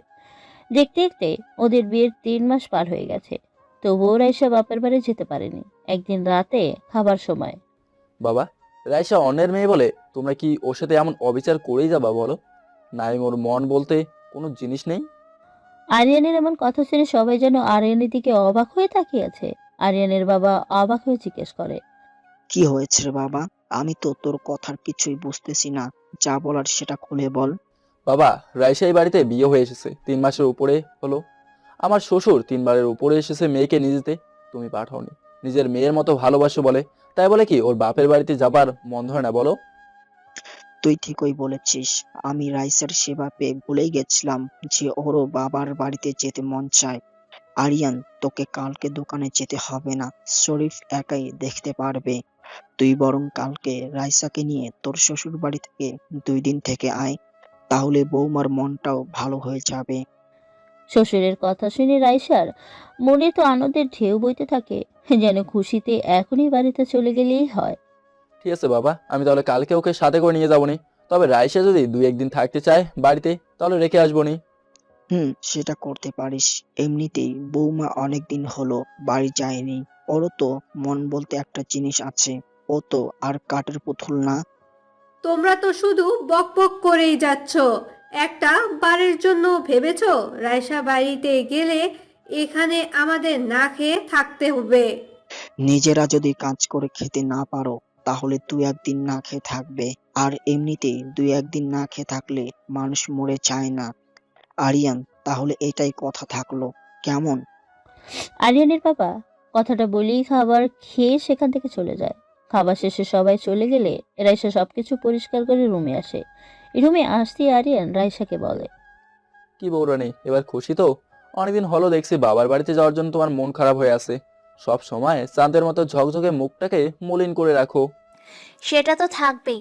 আমি যেখানে আগে কোথাও গিয়ে বাবা মাকে ছেড়ে একটা রাত থাকিনি, সেখানে এখানে আপনার সাথে 3 মাসেরও বেশি সময় থেকেছি, বাড়িতে যাইনি। এখন কেমন জানি আমার মনটা বাবা মাকে দেখার জন্য ব্যাকুল হয়ে গেছে। আপনাকে অনেক ধন্যবাদ বাবাকে বলে সব সম্ভব করার জন্য। তুমি আমার বিয়ে করা বউ। তুমি তোমার মনের কথা আমাকে না বলার আগে যদি আংশিক বুঝতে বা ধারণা করতে না পারি, তাহলে কিসের স্বামী আমি, বলো? হয়েছে, আর বলতে হবে না। তবে আমি না থাকলে আমার আপনাদের খাওয়ার খুব কষ্ট হবে, তাই না বলেন? আমি একটা জিনিস কিছুতেই বুঝি না, আমার মা বোন তোমাকে সব সময় প্রেশারে রেখে অত্যাচার করে, তবুও তুমি সব সময় আমার কানের কাছে তাদের নামেই গুণগান গাও, কি করে? এটাই আমার মতো বাড়ির বউয়ের বৈষম্য।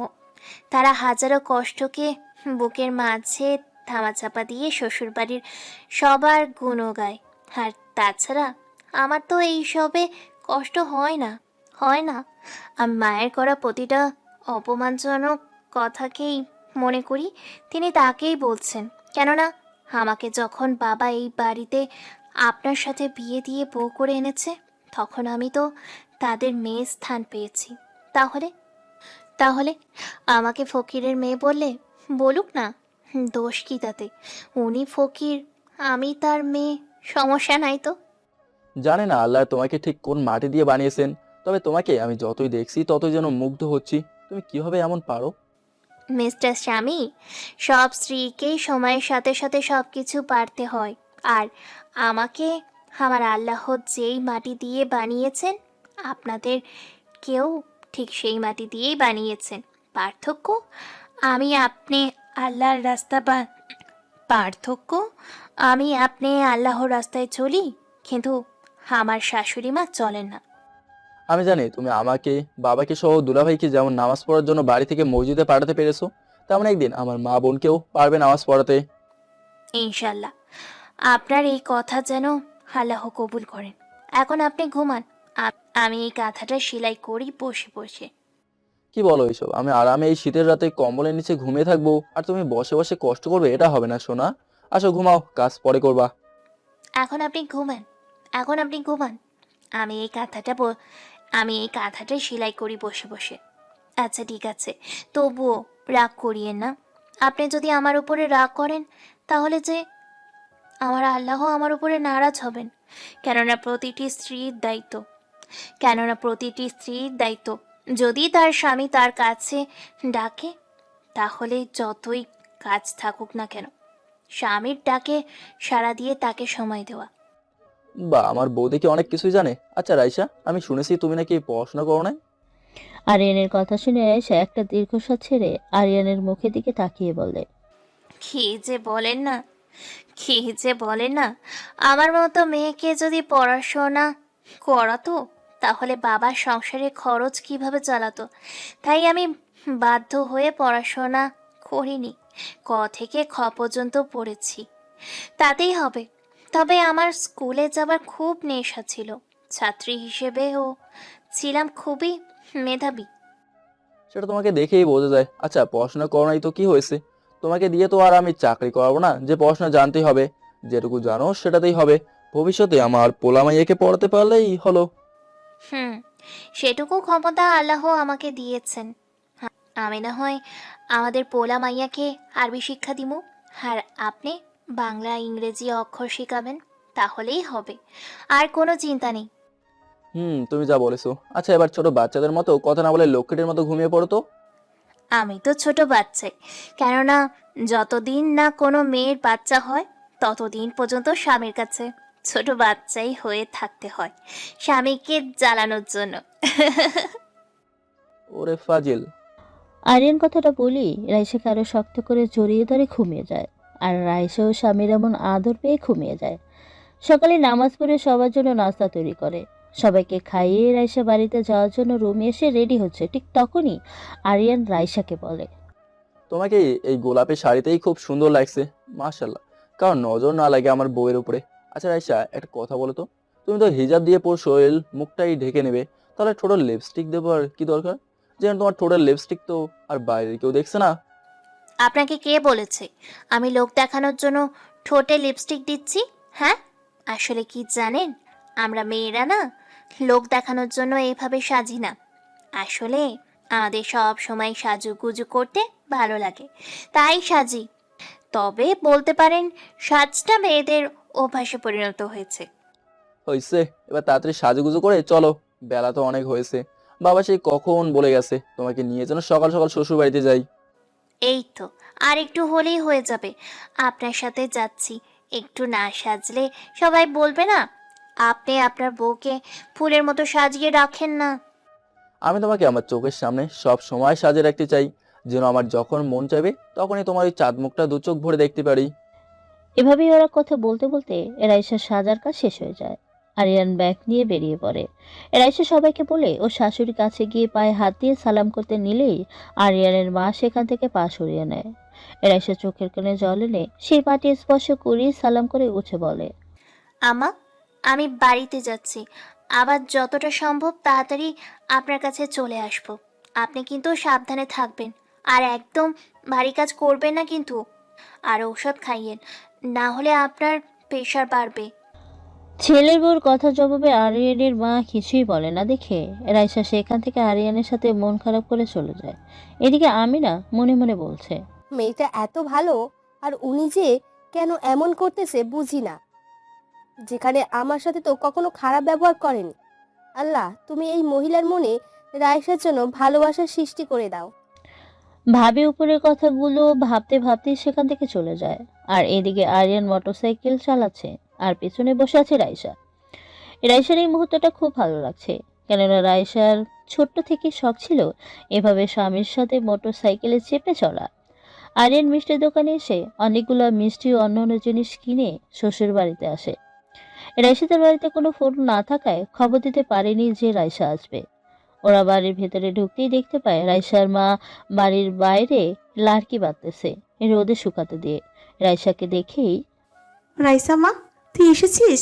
বাবা আরিয়ান, তুমি কেমন আছো? আর আসতে কোনো কষ্ট হয়নি তো তোমার? আম্মা, আমি আপনার মেয়েকে নিয়ে আলহামদুলিল্লাহ খুব ভালোই আছি, আর আমাদের আসতেও কোনো অসুবিধা হয়নি। আপনারা সবাই কেমন আছেন? আমাদের আর ভালো থাকা, মেয়েকে বাইরে রেখে কি আর বাবা মায়ের কলিজা ভালো থাকে বলো? তবুও আমি অনেক খুশি এখন তোমাদের দেখে। মা, তুমি কিন্তু মেয়ের জামাইকে পেয়ে নিজের মেয়ের সাথে কথা বলতেই ভুলে গেছো। রাইসার এমন অভিমান ভরা কণ্ঠ শুনে আরিয়ান ও রাইসার মা হেসে দেয়। শোনো মেয়ের কথা, ওই আমি কি তোকে ভুলতে পারি নাকি? হ্যাঁ, তুই যে আমার কলিজার টুকরা নয়নের মণি। সেটা তো আমি জানি, কিন্তু মা, তা আমাদের কি তুমি এভাবে বাইরে দাঁড় করিয়ে কথা বলবে, নাকি ভিতরেও নিয়ে যাবে? ইস রে, তোদের দেখে না আমার মাথাটা পুরো গেছে। আয় আয় ভিতরে আয়। আরিয়ান সবকিছু শাশুড়ির কাছে দিয়ে রাইসার সাথে রুমে চলে আসে। আরিয়ান শুধু রাইসাকেই দেখছে আর মনে মনে ভাবছে, আসলে মেয়েরা হাজার কষ্টের মাঝে ডুবে থাকলেও বাবার বাড়িতে আসলে খুবই খুশিতে থাকে, ভুলে যায় সেই মনের কোণে জমে থাকা সকল কষ্টকে। রাইসা পোশাক পরিবর্তন করে ব্যাগ থেকে একটা লুঙ্গি বের করে আরিয়ানকে বলে, নিন, এই লুঙ্গিটা পরে নিন, তারপরে ফ্রেশ হয়ে আসেন। মা আপনার জন্য রান্না করতেছে। দাও। আচ্ছা রাইসা, আমার ছোট্ট শালাবাবুকে যে দেখছে না, আর তুমি যে সবার জন্য কাপড় চোপড় নিয়ে আসলে, সেগুলো দিয়েছো তো নাকি? না, এখনো দেয়নি, পরে দেবনি। আর আমার ভাইয়ের কথা কি, আর বলবো, ওর কাজ তো শুধু হে পাড়ায় থেকে ওই পাড়ায় গিয়ে ভোলা পানের সাথে খেলা করা, পড়াশোনার নাম তো নাই, শুধু বাদরামি ছাড়া।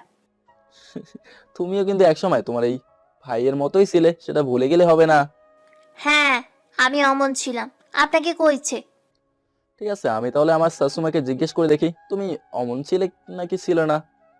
না থাক, আপনাকে আর কষ্ট করে মায়ের কাছে হাড়ির খবর জানতে হবে না। এখন ফ্রেশ হয়ে আসেন তো। রাইসা কথাটা বলেই মায়ের কাছে চলে আসে, আর এদিকে আরিয়ান পোশাক পরিবর্তন করে ফ্রেশ হয়ে আসে।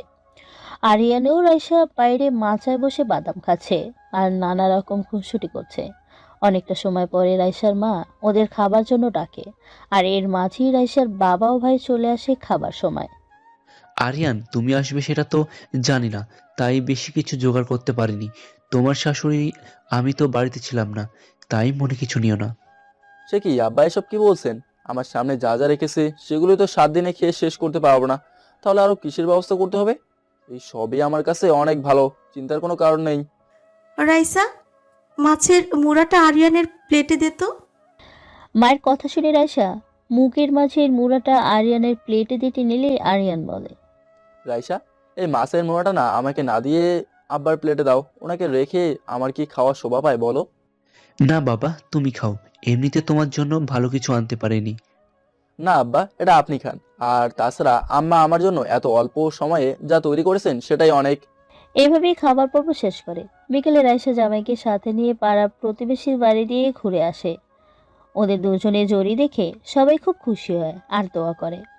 রাতে খাবারের পরে রাইসা ওর বাবা মা ভাইয়ের জন্য আনা কাপড়গুলো বের করে দিয়ে বলে, আব্বা, এগুলো তোমার জামাই এনেছে তোমাদের জন্য, এখন দেখে বলো তো কেমন হয়েছে।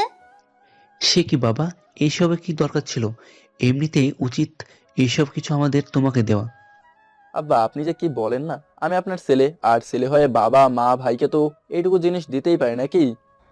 আরিয়ানের কথা শুনে রাইসার বাবা মা খুব খুশি হয়, আর হবেই না কেন, তাই না? ওরা হাসি খুশিতেই 2 দিন পার করে ফেলে।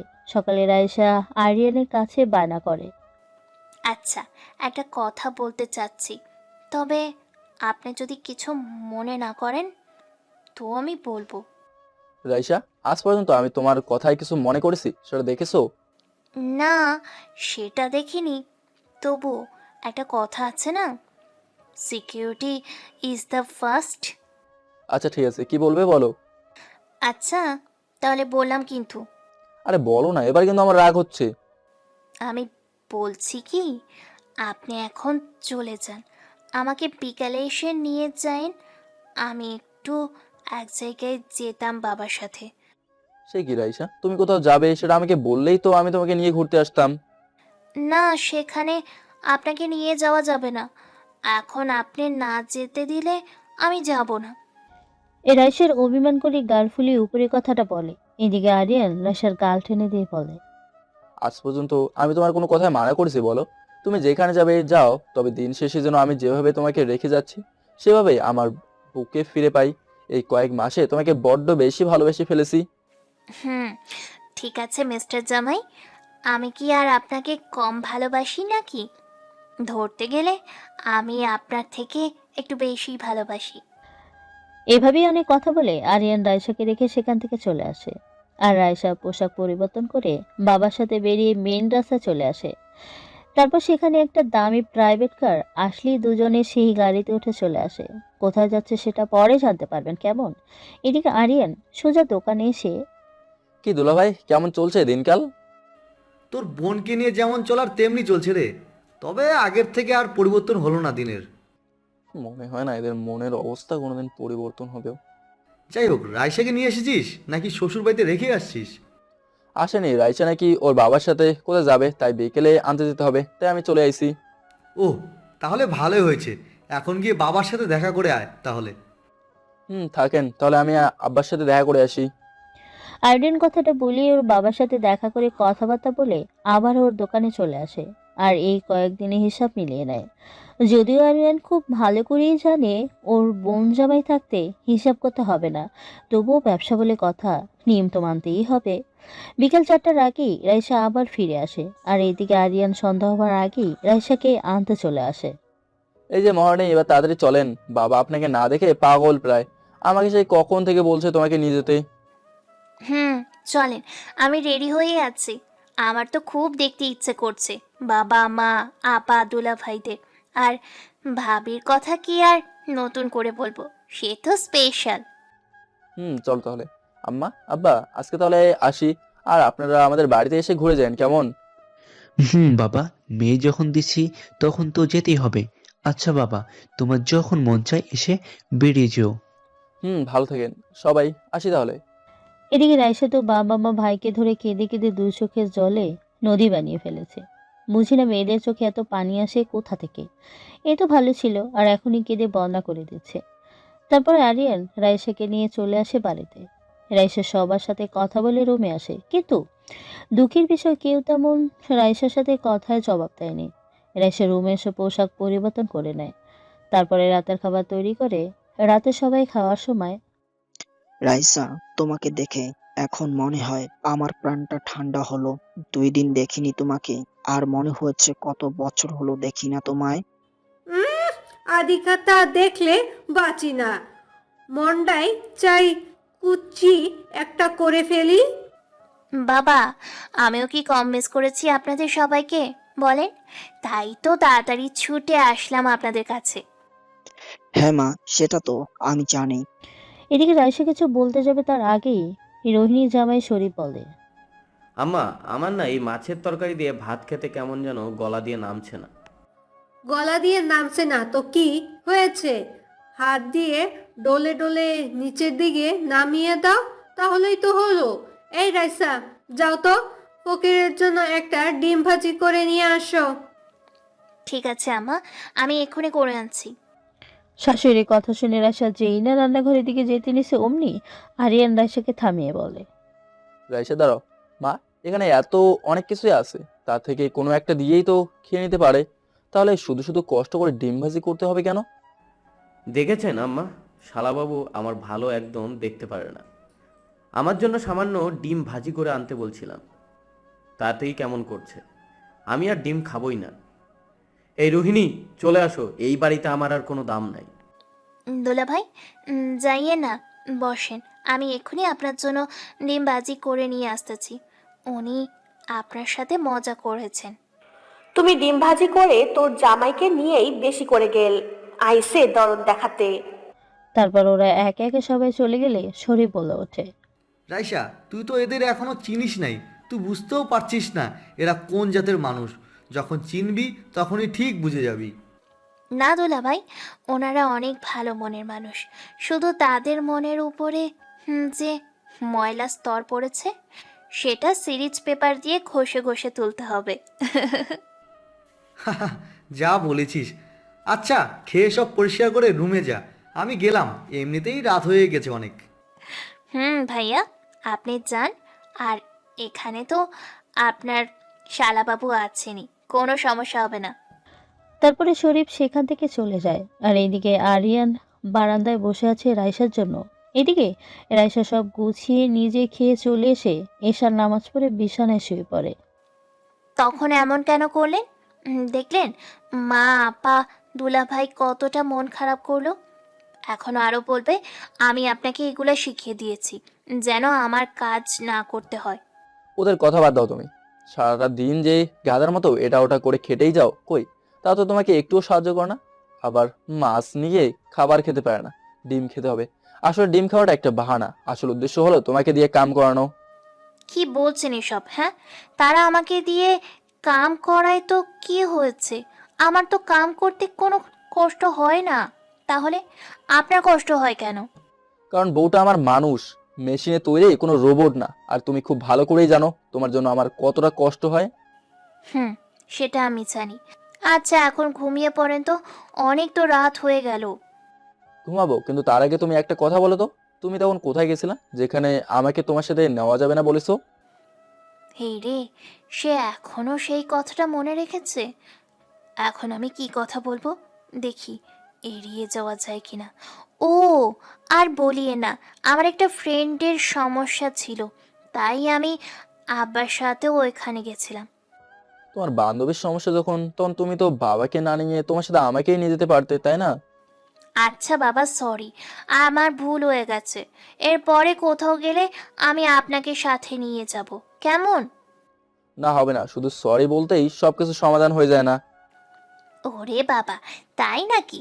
তাহলে তো অনেক কষ্ট করতে হবে আমাকে। আচ্ছা, এই যে দেখেন, আমি কানে ধরছি। আরিয়ান অন্যদিকে মুখ ফুরিয়ে নেয় আর রাইসা আরিয়ানের মুখটা ওর দিকে করে কানে ধরে উপরে কথাটা বলে। রাইসার এমন কাণ্ড দেখে যদিও আরিয়ানের এক পানি হয়ে খুব হাসি পাচ্ছিল, তবু আরিয়ান কিছুই বলে না দেখে রাইসা আরিয়ানের ঠোঁটটা নিজের দখলে নিয়ে লম্বা একটা কিস করে। কি মহারাজ, এবার আগের মাত্রা কমেছে নাকি মনের কোণে আরও রাগ পুষে রেখেছেন আমার এই থেরাপি দিয়ে সেই রাগকে কমানোর জন্য? আরো রাগ আছে? তোমার এই থেরাপি পেলেই সব রাগ চলে যাবে। ওরে দুষ্টু, দাঁড়ান, আমি আপনাকে থেরাপির মজা দেখাচ্ছি। রাইসা উপরে কথা বলি আরিয়ানের বুকে কিল ঘুষি দিতে থাকে আর আরিয়ান রাইসাকে বাহুডারে জড়িয়ে নিয়ে রাইসার কপালে একটা চুমু দিয়ে রাইসার চোখের দিকে চেয়ে বলে, আচ্ছা রাইসা, তোমার চোখের মাঝে কি আছে যে আমি বারবার তোমার চোখের মায়ায় নিজেকে হারিয়ে ফেলি? আমার চোখে আবার কি আছে আমি তো জানি না, তবে এটা আমি জানি যে আমি ঘুমালে কিছুই দেখতে পাই না। ফাজিল একটা। এভাবেই দুষ্টুমি করতে করতে ওরা ঘুমিয়ে পড়ে। এভাবেই দেখতে দেখতে ওদের মাছ থেকে হারিয়ে যায় 7টা মাছ। একদিন রাতে রাইসার শ্বশুর এখনো দোকান থেকে ফেরেনি। আচ্ছা রুহিণী, একটা কথা বলতো, রাইসা কোনো মাটি দিয়ে তৈরি? আমরা যে ওর উপর এত অত্যাচার করি, তাও কি ওর কোনো কষ্টই হয় না? আমার মনে হয় ও কোনো পিছলা জাতীয় মাটি ধারা তৈরি, তাই আমরা যতই যাই করি না কেন ওর কিছুই হয় না। কিন্তু এভাবে থাকলে তো হবে না, ওকে এইভাবেই থেকে সরাইতেই হবে, না হলে আমার বান্ধবীর এত সব সম্পত্তি আমি যে কিচ্ছুই পাবো না। আম্মা, সেই সুযোগটা মনে হয় এবার আমাদের হাতে এসেই যাবে। তোমার কথা তো কিছুই বুঝতে পারলাম না, কিভাবে সুযোগ আসবে শুনি? আরে আগে শোনো তো, তারপর যা বলার বইলো। আমি শুনেছি আব্বা আর আরিয়ান 10 দিনের জন্য ঢাকায় যাবে, একটা কি এমন জরুরি দরকারে। তখন আমরা রাইসার সাথে যা খুশি করতে পারবো। তখন নির্যাতন সহ্য করতে না পেরে দেখবেন এই বাড়ি ছেড়ে সুরসুর করে পালাবে। বাহ, তুমি তো খুব ভালো খবর দিলা। যাও, এর জন্য কালকে তোমার 2টা ডিমের কুসুম খাওয়ামু। আম্মা, পুরা ডিম রেখে আমাকে শুধু কুসুমটা দিবেন। আরে তুমি পারো, ডিম খাওয়াই, সমস্যা নেই। আর দেখো ওই সতীনের মেয়ে কখন কি করে। ঠিক আছে মা, আমি এখনই গিয়ে দেখে আসছি যে রাইসা কি করছে। তবে আমার মনে হয় ও কোনো কাজই করছে, কেননা ও আমাদের ভয়ে কখনো বসে থাকে না। কথা কম বলে দেখে আয় যা।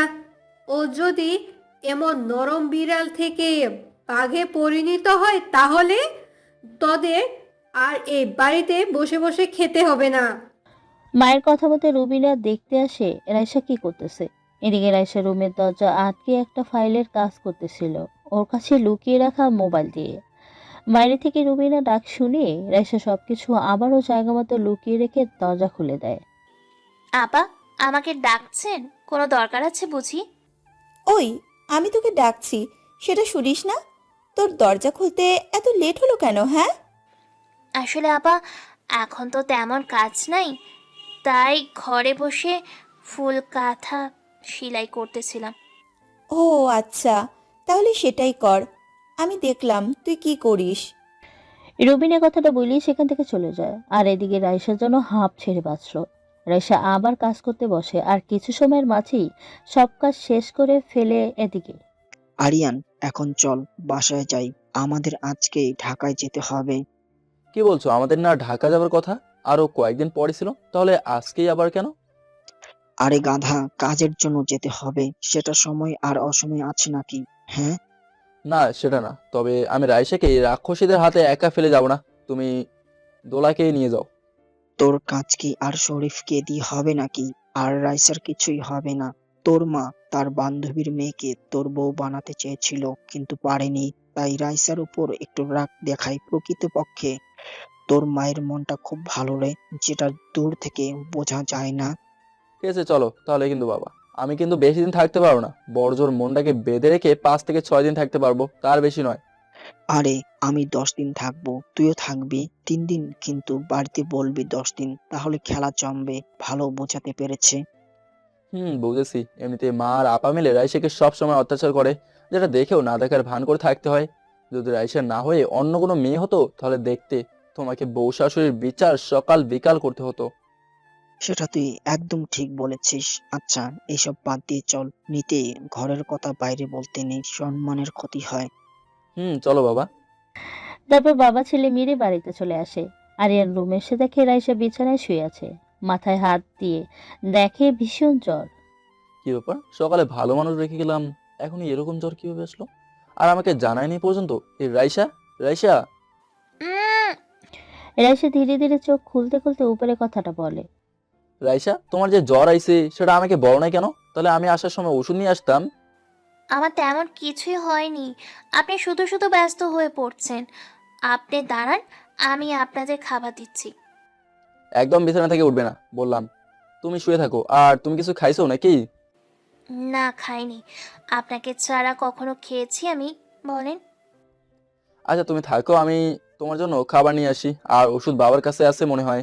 আরিয়ান কথাটা বলি সেখান থেকে চলে আসে খাবার খাওয়ার জন্য। আরিয়ান খাবার টেবিলে এসে দেখে ওর বাবা একাই বসে আছে, কেউ খাবার দিচ্ছে না। আব্বা, তুমি এভাবে একা বসে আছো, কেউ খাবার দেয়নি তোমাকে? তুই দেখেছিস আমার মা আমাকে খাবার না দিলে এদের কেউ আমাকে কখনো খাবার দিচ্ছে? সেটা জানি। আচ্ছা তুমি দাঁড়াও, আমি খাবার বেড়ে দিচ্ছি। রাইসার ভীষণ জ্বর, তাই আমি ওকে উঠতে মানা করছি। আরিয়ানের কথা শুনে ওর মা বারান্দা থেকে বলে ওঠে। বিছানা থেকে উঠতে মানা করেছিস কেন? রান্নাঘর থেকে ফ্রিজটা নিয়ে তোর বউকে ঢুকিয়ে রাখ। যত সব ন্যাক্কা। আমরা কত কাম করছি, কোনোদিন জ্বর তো দূরে থাক, ঠান্ডাও লাগেনি। রোহিণীর মা, এবার কিন্তু বেশি হয়ে যাচ্ছে। রাইসার জ্বর এসেছে, তার সেবা তার স্বামী করছে, তোমাকে তো আর করতে বলেনি, তাহলে তোমার এত চলে কেন? জ্বলবে না আবার? আমার সংসারে খেয়ে আজ না করে শুয়ে শুয়ে খাবে, এটা তো হবে না। টাকা কামাই করতে কষ্ট হয়। ওহো, তার মানে তুমি মনে হয় সব টাকা কামাই করে নিয়ে আসো, নাকি বাপের বাড়ি থেকে নিয়ে আসো শুনি? আমি কেন টাকা কামাই করতে যাবো? আমার বাবা মা এখানে কাজ করার জন্য আমাকে কি পাঠাইছে নাকি? আর তাছাড়া আমাকে খাওয়ানোর জন্য আমার স্বামী তো কাজ করে। তোমাকে খাওয়ানোর জন্য যেমন তোমার স্বামী কাজ করে, তেমনি রাইসাকে খাওয়ানোর জন্য ওর স্বামীও কাজ করে। বসে থেকে ঘোড়ার ঘাস কাটে না। এই বাড়িতে আসার পর থেকেই মেয়েটার জীবনের সব শান্তি হারিয়ে গেছে। কি বললে? তার আমি ওকে সব সময় জ্বালানোর উপরে রাখি? রুহিণী, রুবিনা, তোরা শোন, তোর বাবা আমাকে কি বলছে। বাবা, তুমি কিন্তু মাকে এইভাবে বলতে পারো না। মা তো রাইসাকে কোনো কাজই করতে বলে না। শোন রুবিনা, তুই যদি আর একটা কথা বলিস না, তাহলে সোজা তোদের দুইটাকে বাড়ি পাঠিয়ে দেব। তোর মা কাজ না করতে বললে মেয়েটাকে কাজ করতে বলে। ঘরের বউকে ফুলদানির মতো সাজিয়ে রাখতে শেখ, এমন অত্যাচারের উপর না রেখে। তোদের মতো ওরও একটা মন আছে, একটা স্বপ্ন আছে। তোরা যেমন আমার আদরের ছেলে মেয়ে, তেমনি রাইসাও ওর বাবার মায়ের খুব আদরের মেয়ে। তোদের সাথে ওর পার্থক্য কি জানিস?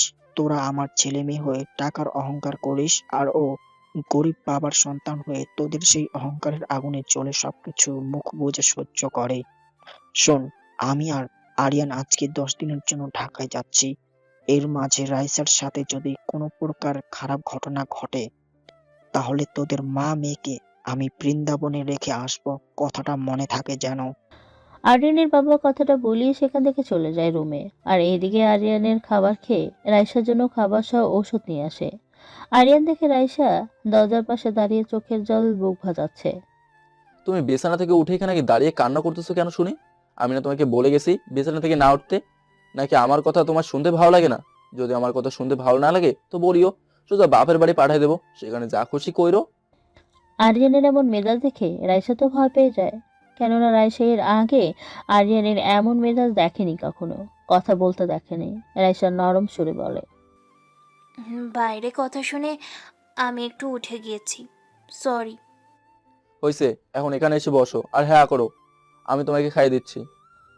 এই রাইসা বিছানায় বসতেই আরিয়ান রাইসার মুখের সামনে খাবার তুলে ধরে, আর রাইসা বাচ্চাদের মতো খেতে থাকে। খেতে মুখে কোনো রুচি নেই, তবুও স্বামীর এমন ভালোবাসা মাখা খাবার খেতে কেন জানি রাইসার খুবই ভালো লাগছে। খাবার খাওয়া হয়ে গেলে রাইসা আরিয়ানের উপরে গল গল করে যা খেয়েছে ছিল সব বের করে দেয়। লটালা, আমি এত কষ্ট করে খাবার খাওয়ালাম আর সে সব রিজার্ভ থেকে বের করে দিল। রাইসা কিছু বলছে না, শুধু শুনে যাচ্ছে আর চুপি চুপি আরিয়ানের কাজ দেখছে। আরিয়ান পানি দিয়ে রাইসার মুখ পরিষ্কার করে দেয়, সাথে ওষুধ খাইয়ে কিছু লেবুর পাতা এনে। এই পাতাগুলো নাকের কাছে রাখো, তাহলে আর বমি আসবে না। গ্রামে তো সবসময় ওষুধ থাকে না ঘরে, তাই বমি আটকাতে এটা ঘরোয়া পদ্ধতি। বাহ, এটা কিন্তু খুব ভালো। আমি আগে জানতাম না যে বমি করার সময় লেবুর পাতা শুকলে বমি বমি ভাবটা কেটে যায়। আরো অনেক কিছুই শিখেছো। শাশুড়ি ননসেন্স মিলে কিভাবে বউকে জ্বালায় সেটাও তো শিখছো। অপেক্ষা করো, আরো অনেক কিছুই দেখতে পাবে। আরিয়ান ফ্রেশ হয়ে এসে রেডি হতে হতে বলে উপরে কথাটা, আর আরিয়ানকে রেডি হতে দেখে রাইসা বলে, আমাকে এই অবস্থায় রেখে আপনি ঢাকায় যাবেন যদি আমার কিছু হয়ে যায়? তোমার কিছুই হবে না, এমনিতেই তুমি এই বাড়িতে আগুনে জ্বলছো। আমি পাশে দাঁড়িয়ে কিছু কি করতেও পারছি না, শুধু নীরবে দেখেই যাচ্ছি। এদিকে বউ, ওইদিকে মা বোন, কাকে কি বলবো। এইভাবে বলিয়ে না। তা আপনি আবার কবে আসবেন আমার কাছে ফিরে? ভাবছি তোমাদের এই বউ শাশুড়ির সিনেমা দেখার থেকে ঢাকা গিয়ে পড়ে থাকাই অনেক ভালো। তবুও তো চেয়ে চেয়ে তোমার চোখের পানি দেখতে হবে না। আরিয়ান এবার কথা শুনে রাইসা কেঁদে দিবে দিবে এমন ভাব। ঠিক তখনই আরিয়ান রাইসাকে বুকে নিয়ে বলে, আরে পাগলি, আমি তোমার সাথে মজা করলাম, আমি কিছুদিন পরেই ফিরে আসবো। এমনভাবে বলছেন যেন আমার কলিজায় পানি শুকিয়ে গেছে। সাবধানে যাবেন কিন্তু, আর যেই কয়েকদিন থাকবেন নিজে যত্ন নিবেন। যথাজ্ঞা মহারানী। আচ্ছা রাইসা, আমি আসার সময় তোমার জন্য কি নিয়ে আসবো বলো? আমার কিছুই চাই না, শুধু আপনাকে আমি যেমনভাবে পাঠাচ্ছি সেইভাবেই আসবেন, আর চোখ জোড়া যেন পবিত্র থাকে। আরিয়ান রাইসার কপালে একটা চুমুতে বেরিয়ে যায়। রাইসা দরজায় দাঁড়িয়ে তাকিয়ে আছে চাতক পাখির মতো। সে যে জানে না তার ভাগ্যে কি আছে।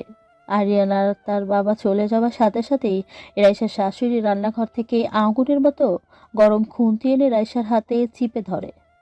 আমার নামে বিচার দিচ্ছিস? হ্যাঁ, আজকে তোর এমন অবস্থা করব যেটা তুই ভাবতেও পারবি না। রাইসা কি বলবে, বলার যে ভাষা নেই। হাত চেপে অযোধ্যারায় চোখের পানি গাল গড়িয়ে পড়ছে। পাশেই দাঁড়িয়ে খিলখিল করে হাসে ওর ননাস আর ননাসের জামাই। এদিকে আমিনও বাড়িতে নেই, ও শহরে চলে গেছে, তাই রাইসাকে বাঁচানোর এখানে কেউ নেই। মা, আমার মনে হয় ওর মুখ ঝলসে দেওয়া উচিত, তাহলে আরিয়ান আর ওকে বউ হিসেবে রাখবে না। তারপরে তুমি কোনো অসুবিধা ছাড়াই মিমকে এ বাড়িতে বউ করে আনতে পারবে। বাহ রোহিণী, তুই তো একদম ঠিকই কথা বলছিস। এটা করলেই তো ভালো হবে। আম্মা, এই কাজটা করা আমার মনে হয় একদম ঠিক হবে না। এমন চাঁদের মতো মুখটা এভাবে নষ্ট করলে রাইসা কাউকে মুখ দেখাতে পারবে না। কি রে পুবান, বাতাস হঠাৎ পশ্চিম বাতাসে কেন? ওই হারামজাদিটা ও মুখ দেখাতে না পারলেই তো ভালো। আমার ছেলে আর ওকে পছন্দ করবে না। আমাদের ওকে এই বাড়ির থেকে সরাতেও বেশি কষ্ট পেতে হবে না। আরিয়ানের মা কথাটা বলেই খুন্তিটা রাইসার দিকে এগিয়ে নিয়ে যায়। এদিকে রাইসাকে ধরে আছে রোহিণী আর রুবিনা, যেন রাইসা পালাতে না পারে। রাইসার শাশুড়ি যখনই রাইসার মুখের সামনে গরম খুন্তি নিয়ে যায় তখনই বাইরে থেকে, রুবিনা, এই রুবিনা, তোমার কাছে যে কালকে 10,000 টাকা দিছি সেটা দাও তো, দোকানে লাগবে। শরীফের কথা শুনে ওরা রাইসাকে ছেড়ে দিয়ে চলে যায়, আর রাইসা হাত ধরে সেখানেই দাঁড়িয়ে চোখের জল ফেলতে থাকে। শরীফ কাছে এসে রাইসার হাতে পোড়া দেখে বলে, রাইসা, তোর হাতে এমনভাবে পুড়লো কি করে? আমি যতদূর জানি রান্না করার সময় তো এভাবে পোড়ার কথা না। না দুলা ভাই, রান্না করার সময় এভাবে পড়ছে। আসলে আমি একটু চিন্তা করতেছিলাম, তাই খুন্তি যে হাতের উপর রাখছি সেটা বুঝতেই পারিনি। রাইসা, কি ভেবেছিস তুই? আমাকে ছলা কলা বোঝাবি আর আমি সেটা চোখ বুজে বিশ্বাস করব? আরে আমি এতটাও বোকা না যেমনটা তোরা আমাকে মনে করিস। এটা যে কেউ তোর হাতে জোর করে পুড়ে দিছে সেটা দাগ বোঝাই যাচ্ছে। রাইসা আর কিছু না বলে সেখান থেকে রুমে চলে এসে দরজা আটকিয়ে স্যাভলন দিয়ে পোড়া জায়গা পরিষ্কার করছে আর চোখ থেকে জল পড়ছে। তারপর একটা ক্রিম দিয়ে রাখে। এদিকে শরীর ভাবতে থাকে। মানুষের শরীরে এবার কী করে আঘাত করতে পারে? ইস, পোড়া ক্ষতটা দেখে আমার তো গা শিউরে উঠছে। আল্লাহ, এদের মনে কবে যে বুঝদান করবে কে জানে। কি অবস্থা করেছে মেয়েটার হাতের। ভাগ্যিস আমি এখন এসেছিলাম, না হলে এই ডাইনিরা মেয়েটার সাথে আরও কি করতো কে জানে। এখন আমাকে এই কয়েকদিন বাড়ির আশেপাশেই থাকতে হবে, না হলে শালাবুর বউকে কখন হারিয়ে ফেলবো সেটা টেরই পাবো না।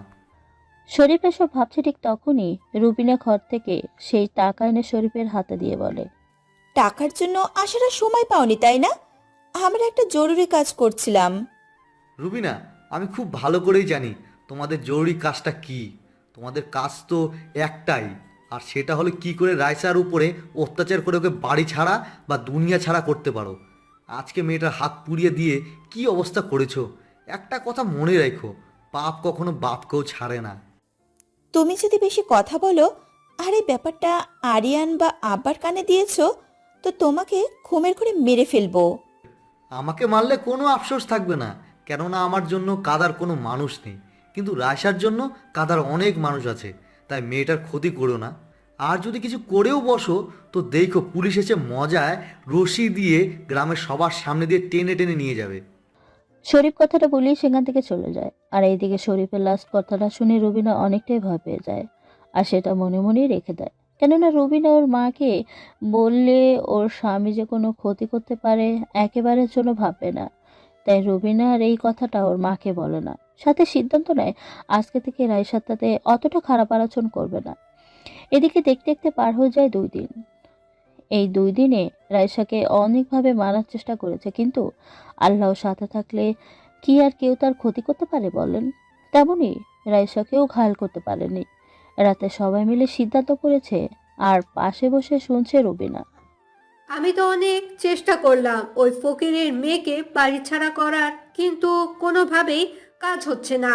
তাই আমি সিদ্ধান্ত নিচ্ছি, কালকে আমি ডাক্তারের থেকে এমন একটা ওষুধ আনমু যেটা খাওয়ার সাথে মিশালে যে খাবে সে প্যারালাইজ হয়ে যাবে। আম্মা, ওকে প্যারালাইজ করে আমাদের কোনো লাভ হবে না, তখন বরং আরো ঝামেলা হবে ওকে বয়ে বেড়ানো। ওই হারামজাদা, তোর মাথায় গোবর ছাড়া কি আর কিছু আছে নাকি? হ্যাঁ, ওই যদি প্যারালাইজ হয়ে পড়ে তাহলে তো হাঁটাচলা করতে পারবে না, বিছানায় পড়ে পড়ে একাই দুনিয়ার মায়া ছেড়ে চলে যাবে। ঠিক আছে, তুমি যেহেতু আমাদের সব কাজের দলনেতা, তাহলে তুমি যেটা বলেছো সেটাই করা হোক। তোমার মেয়ের জামাই সকালে গিয়ে ওই ঔষধ নিয়ে আসবে। ঠিক আছে, আমি সকাল সকাল গিয়ে নিয়ে আসব, কেননা ভালো কাজে দেরি করতে নেই। এভাবে ওরা অনেক কথা বলে, যেটা সব রুবিনা শুনে আর ওর জামাইয়ের সাথে রাতে ডিসকাস করে। ওই জানো, রায়সাকে প্যারালাইজ বানিয়ে ঘরে পঙ্গু করে রাখার ব্যবস্থা করছে মা। মায়ের কথা কেন বলো? হ্যাঁ, বলো যে তোমরা সবাই মিলে এই জঘন্য পরিকল্পনাটা আঁটছো। না, আমি আর রায়সার সাথে কোনো খারাপ ব্যবহার করি না, বরং আমি এখন রায়সাকে নিজের বোনের মতোই দেখি। সেই দিন তোমার বলা কথাগুলো আমাকে সারা রাত ভাবিয়েছে, একটুও ঘুমাতে দেয়নি। খুশি হলাম যে শয়তান ভালোর পথে হাঁটছে। তুমি চিন্তা করো না, আমি রাইসাকে সেই ব্যাপারে সজাগ করে দিব, তাহলেই হবে। তুমি বলে দিও, রায়সা তো তোমাকে ভাইয়ের মতোই ভালোবাসে। আসলেই এত মিষ্টি মেয়েটার সাথে আমরা কিভাবে এমন করতে পারলাম বুঝেই আসে না, যার মুখের দিকে তাকালেই মায়া চলে আসে। হায় হায়, এ আমি কি শুনতেছি? এ তো দেখি পুরাই ভূতের মুখের রাম নাম। এভাবেই ওরা আরো অনেক কথা বলে। সকালে শরীফ রাইসাকে আগে সবকিছু বলে দেওয়ার কারণে রাইসা সেই খাবার খায় না, বরং ঘুরে ফিরে সেই খাবার খেয়ে ফেলে রাইসার শাশুড়ি ও রুহির জামাই। বিকেলের দিকে আরিয়ান বাড়ি চলে আসে। আরিয়ানকে দেখে সবাই তো অবাক, আর অবাক তো হবারই কথা তাই না, যে আসবে 10 দিন পরে আর সে 3 দিনের মাথায় চলে এসেছে। রাইসা, ও রাইসা, কোথায় তুমি? আরিয়ানের ডাক শুনে রাইসা রান্নাঘর থেকে ছুটে আসে। আর যেই না রাইসা আরিয়ানকে জড়িয়ে ধরতে যাবে ঠিক তখনই রাইসার শাশুড়ি বারান্দায় ঠাস করে পড়ে যায়। সবাই চিল্লাচিল্লি করে তাকে রুমে নিয়ে শুয়ে দিতেই তার হাত পা মুখ ব্যাকা ও অবাস হয়ে যায়। রাইসা, মায়ের হঠাৎ করে এটা কি হলো? আমি তো এসে মাকে ভালোই দেখলাম। যেই লক্ষণ দেখছি সেটা তো পুরোই প্যারালাইজ রোগ, কিন্তু এভাবে কেন তার এই রোগ হবে? নিশ্চয়ই কোনো ঘটনা আছে। রাইসা, ঘটনা বাদ দাও, এখন মাকে হাসপাতালে নিয়ে যেতে হবে, নাহলে তো মা আরো অসুস্থ হয়ে যাবে। আমি যতদূর জানি এই রোগ হলে ডাক্তারের থেকে কবিরাজের চিকিৎসায় তাড়াতাড়ি সুস্থ হয়ে ওঠে। মা, ও মা, তোমার এ কি হলো? কথা বলো। শরীফ পাশ থেকে আম্মা ডাকটাও পুরোপুরি বলার আগেই ঠাস করে ওর শাশুড়ির মতো মাটিতে পড়ে যায়। এটা দেখে সবাই আরো বেশি অবাক হয়ে যায়। এটা কেমন কথা? একসাথে দুজনের এই বাতাস কিভাবে লাগলো? আমার মনে হচ্ছে এটা কোনো বাতাস না, বরং কেউ খাবারে প্যারালাইজ হবার মেডিসিন মিশিয়ে দিচ্ছে, যেটা তারা দুজনেই খেয়েছে। কি বলছো এসব? খাবারের সাথে কেই বা ওষুধ মেশাতে যাবে? আরিয়ানের কথা শুনে বাইরে থেকে ভিতরে আস্তে আস্তে শরীফ বলে, শালাবাবু, বইয়ে একটা কথা পড়ছো না? পাপ কখনো বাপকেও ছাড়ে না, আর অন্যের জন্য গর্ত করলে সেই গর্তে একসময় নিজেকেই পড়তে হয়। এদেরও ঠিক সেমই অবস্থা হয়েছে। দুলাভাই, এটার মানে কি? আমি তো আপনার কথা আর কিছুই বুঝতে পারছি না। আমি বুঝিয়ে দিচ্ছি। তুই তো জানিস রাইসাকে এরা কেউ সহ্য করতে পারে না। রাইসাকে দিয়ে সব সময় গাধার মতো খাটিয়েও এদের মন ভরেনি। রাইসাকে মারধর করতে শুরু করে। তবুও দিনের পর দিন, রাতের পর রাত রাইসাই বাড়িতে মাটি কামড়ে ধরার মতো সহ্য করে গেছে। তোকে পর্যন্ত বলেনি, সব সময় সবার ভালোই বলেছে তোর কাছে। কিন্তু এই ডাইনিরা এমন একটা ভালো মনের মানুষকে এই বাড়ি থেকে তাড়ানোর জন্য এমন জঘন্য প্ল্যান করে, যেটা আমি জানতে পারি রুবিনার মাধ্যমে। আর সেটা রাইসাকে বললে সেই খাবার রাইসা খায় না। কিন্তু কথায় আছে না, অতি লোভে তাঁতি নষ্ট। আমার শফিক এত সুন্দর খাবার দেখে লোভ সামলাতে না পেয়ে খেয়ে ফেলে। তারা ভুলেই যায় যে এই খাবারের মাঝে তারা ওষুধ মিশিয়েছে। বনজামের কথা শুনে আরিয়ানের মাথা তো রক্ত উঠে যায়। মনে যাচ্ছে এদের এখনই নদীতে ভাসিয়ে দিতে, কিন্তু মা বলে কথা, তাই কিছু বললো না। সি মাসি, তুমি রাইসাকে সহ্য করতে পারো না, ঠিক আছে, তাই বলে ওকে জানে মারার চেষ্টা করবে? জানো মা, তুমি যতবার ওকে গালিগালাজ করেছো, ও ততবার তোমার জন্য আল্লাহর কাছে দোয়া করছে। ও সবসময় তোমাকে নিজের মায়ের আসনে রেখেছে, আর তুমি কিনা ওকে কাজের মেয়ে নজরে রাখোনি। আরিয়ানের কথা শুনে ওর মায়ের চোখ থেকে অঝোধারে পানি পড়তে থাকে। হাজারো কথা বলার থাকলেও মুখ ফুটে বলতে পারে না, সবার চোখেই পানি। পুরো বাড়িতেই যেন মানুষের মেলা বসেছে এমন অবস্থা। সবার মুখে একটাই কথা, এমন শাশুড়ি যেন আল্লাহ কারো কপালে না রাখে। আরিয়ান, জানিস এই পাষাণ্ড মানুষগুলা এমন চাঁদের মতো সুন্দর মেয়ের মুখটা পর্যন্ত আগুনে পুড়িয়ে দিতে নিয়েছিল। দেখ রাইসার হাতের কি অবস্থা। শরীফের কথা শুনে আরিয়ান রেশার হাতের উপর থেকে আঁচল সরিয়ে অবাক হয়ে তাকিয়ে আছে। নিজের অজান্তেই আরিয়ানের চোখ থেকে দুই ফোঁটা পানি গাল গড়িয়ে পড়ে। দুলাভাই, আমি আজকে রাইসাকে নিয়ে এই বাড়ি থেকে চলে যাব। আমি চাই না এই বাড়িতে থেকে পরের মেয়েটা এভাবেই ধুকে ধুকে মরুক। কে জানে কখন মেরে ফেলে রাখবে এই নির্দয় মানুষগুলা। শালাবাবু, তুই হয়তো রাইসাকে এই বাড়ি থেকে নিয়ে গিয়ে বেঁচে যাবি, কিন্তু আমাদের তো এখানেই পচে মরতে হবে। আমার বাবা মা কেউ বলতে এই পৃথিবীতে আমার কবরে মাটি দেওয়ার মতো কেউ নাই। তাই তোর বাবা মাকে আমি নিজের মা বাবা মনে করি। এখানে বছর পর বছর পড়ে আছি। দুলাভাই, এই বাড়িতে থাকতে তোমার তো আর কোনো অসুবিধা হবে না। যত অসুবিধা সেটা তো রাইসাকে নিয়ে। তাই আমি রাইসাকে নিয়ে চলে যাব। তখন মা, তুমি তোমার বান্ধবীর মেয়েকে এবারে বউ করে নিয়ে আইসো। রাইসা, তুমি রুমে গিয়ে ব্যাগ গুছিয়ে নাও, আমি আজকেই তোমাকে নিয়ে শহরে চলে যাব। রাইসা আরিয়ানের এমন মেজাজ দেখে যেন ভয় কিছু বলতে পারছে না। আরিয়ানের চোখ থেকে যেন আগুনের ফুলকি বেরোচ্ছে। রাইসা রুবিনার পেছনে গিয়ে দাঁড়ায়। আরিয়ান, যা হবার হয়েছে। আজকে এমন পরিস্থিতি রেখে তোদের এই বাড়ি থেকে চলে যাওয়া ঠিক হবে না। তার চেয়ে বরং আগে বাবা আসুক, পরে একটা সিদ্ধান্ত নিস। তুমি এই কথাটা কিভাবে বলছো আপা? তোমরা তো নাটের গুরু ছিলা, মাকে উস্কিয়ে উস্কিয়ে দিতা কিভাবে রাইসের উপরে অত্যাচারের পরিমাণ বাড়ানো যায়। আপা, একটা জিনিস ভেবে দেখেছো? তোমরা বিয়ের পরে 1 মাসও শ্বশুর বাড়িতে থাকতে পারো নাই, আর এই মেয়েটা তোমাদের শত অত্যাচার সহ্য করেও সংসার করেই যাচ্ছে, তবু কখনো তোমাদের নামে আমার কাছে বা বাবার কাছে বিচার দেয়নি। তোমরা তো মেয়ে, তাহলে একটা মেয়ে হয়ে আরেকটা মেয়ের যে কষ্ট হয় সেটা কেন বোঝো না? ভাইরে, আমাদের মাফ করে দে। তোর মতো করে বুঝতে চেষ্টা করিনি। সবসময় রাইসের উপরে শুধু অত্যাচার করেই গেছি। সবসময় ভেবেছি ওর উপরে অত্যাচার করে যেন আমাদের মনে খুশি আসে। কখনো ভাবিনি ও একটা মানুষ, ওরও কষ্ট হয়। আপা, তোমরা নিজের বিবেকের কাছে প্রশ্ন করে দেখো যে তোমরা ক্ষমা পাবার যোগ্য নাকি, তারপরে না হয় ক্ষমা চাইতে আইসো। ও রাইসা, তোমাকে আমি কি বললাম শুনতে পাওনি নাকি? আমি আপনার সাথে যাব না এই বাড়ি ছেড়ে। কেন যাবে না শুনি? আমি বিয়ের পর থেকে আপনাদের সবাইকে আমার পরিবারের সদস্য মনে করে এসেছি। এখন আমি এই অসুস্থ মাকে এভাবে ফেলে কিভাবে যেতে পারি বলেন? উনি হয়তো আমাকে ওনার শত্রু ভাবে, কিন্তু আমি তো সব সময় তাকে আমার মা ভেবেছি। হয়তো উনি আমাকে জন্ম দেননি, তবুও মা তো মাই হয়। রাইসার এমন কথা শুনে উপস্থিত সবাই যেন স্তব্ধ হয়ে যায়। আর রাইসার শাশুড়ির কথা কি আর বলবো, উনি পারলে হয়তো এখনই রাইসার কাছে হাত জোর করে ক্ষমা ভিক্ষা চাইতো। মা দেখো, তুমি যাকে কখনো তোমার বৌমা মনে করনি, সবসময় ফকিরের মেয়ে বলেই গালিগালাজ করেছো, আর সেই মেয়েটাই তোমাকে ছেড়ে যেতে চাচ্ছে না। মা, তোমার তো শুকরিয়া আদায় করা উচিত যে ভাগ্যগুণে এমন লক্ষ্মী একটা ছেলের বউ পেয়েছো। রাইসা, তুমি যখন বলছো থাকবে তখন থাকো, তবে মা সুস্থ হয়ে উঠলে আমি তোমাকে এই বাড়িতে এক মুহূর্তের জন্যও রাখবো না। কথাটা যেন মনে থাকে।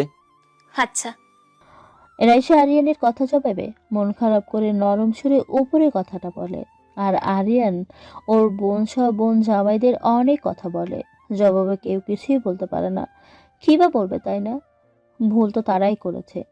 সবাই সবার ভুল বুঝতে পারে। শরীফ কবিরাজ নিয়ে আসলে দুজনেই চিকিৎসা করতে শুরু করে। এই রোগের ওষুধের পাশাপাশি বেশি প্রয়োজন হলো সেবা, তাহলে তাড়াতাড়ি সুস্থ হয়ে উঠবে। এভাবে 7 দিন চলে যায়। রাইসা ওর শাশুড়িকে ছেড়ে কোথাও যায় না। রাইসা সবসময় শাশুড়ির পাশেই বসে থাকে আর সেবা করে। রাইসার শাশুড়িও সবসময় রাইসার মুখের দিকেই তাকিয়ে থেকে চোখে জল ফেলে, আর বলার সামর্থ্য থাকলেও হয়তো বলতো, মারে, তোর কাছে ক্ষমা চাওয়ার মতন আমার কাছে কিচ্ছু নাই। আমি তোর সাথে যে অন্যায় করেছি সেটা কোনো ক্ষমাই হয় না। আমার যদি শক্তি থাকতো তাহলে তোকে মা বলে ডাকতাম। তুই আমার মেয়ে না রে, তুই হলি আমার মা। রাইসা শাশুড়ির উপর কথাটা ভাবছে আর এভাবেই চোখে জল ফেলছে। রাইসা ওর শাশুড়ির চোখের পানি মুছে দিয়ে হাত পা ভালো করে ঔষধ দিয়ে মালিশ করে দেয়। বউ শাশুড়ির কথা তো অনেক শুনলাম, এবার চলেন জামাই বউর কাহিনীও শুনে আসি। এটা না শুনলে আবার কেমন কেমন লাগে, তাই না? একটা সহজ সরল মেয়ের সাথে এমন করতে গেছো, তাহলে আল্লাহ তার বিচার এভাবেই তো করবে। তোমার এই তেনা খেতা আমার আর টানতে ভালো লাগে না। মন চাই তোভাগে গঙ্গার জলে ফেলে দিয়ে আসি। এই রোহিণীর কথা শুনে শরীফ এই রোহিণীর দিকে চেয়ে অবাক ননে তাকিয়ে থেকে মনে মনে ভাবে, হায় রে দুনিয়া, চোর চুরি করে ধরা পড়ার পরেও বলে আমি চুরি করিনি, আমি খুবই ভালো মানুষ, নিজেই এই পরিকল্পনার সাথে জড়িত। আর এখন কি বলছে আপনারাই এর বিচার করেন? আমার সামর্থ্য থাকলে তো কিলায় ওর পিঠ ফাটাই দিতাম।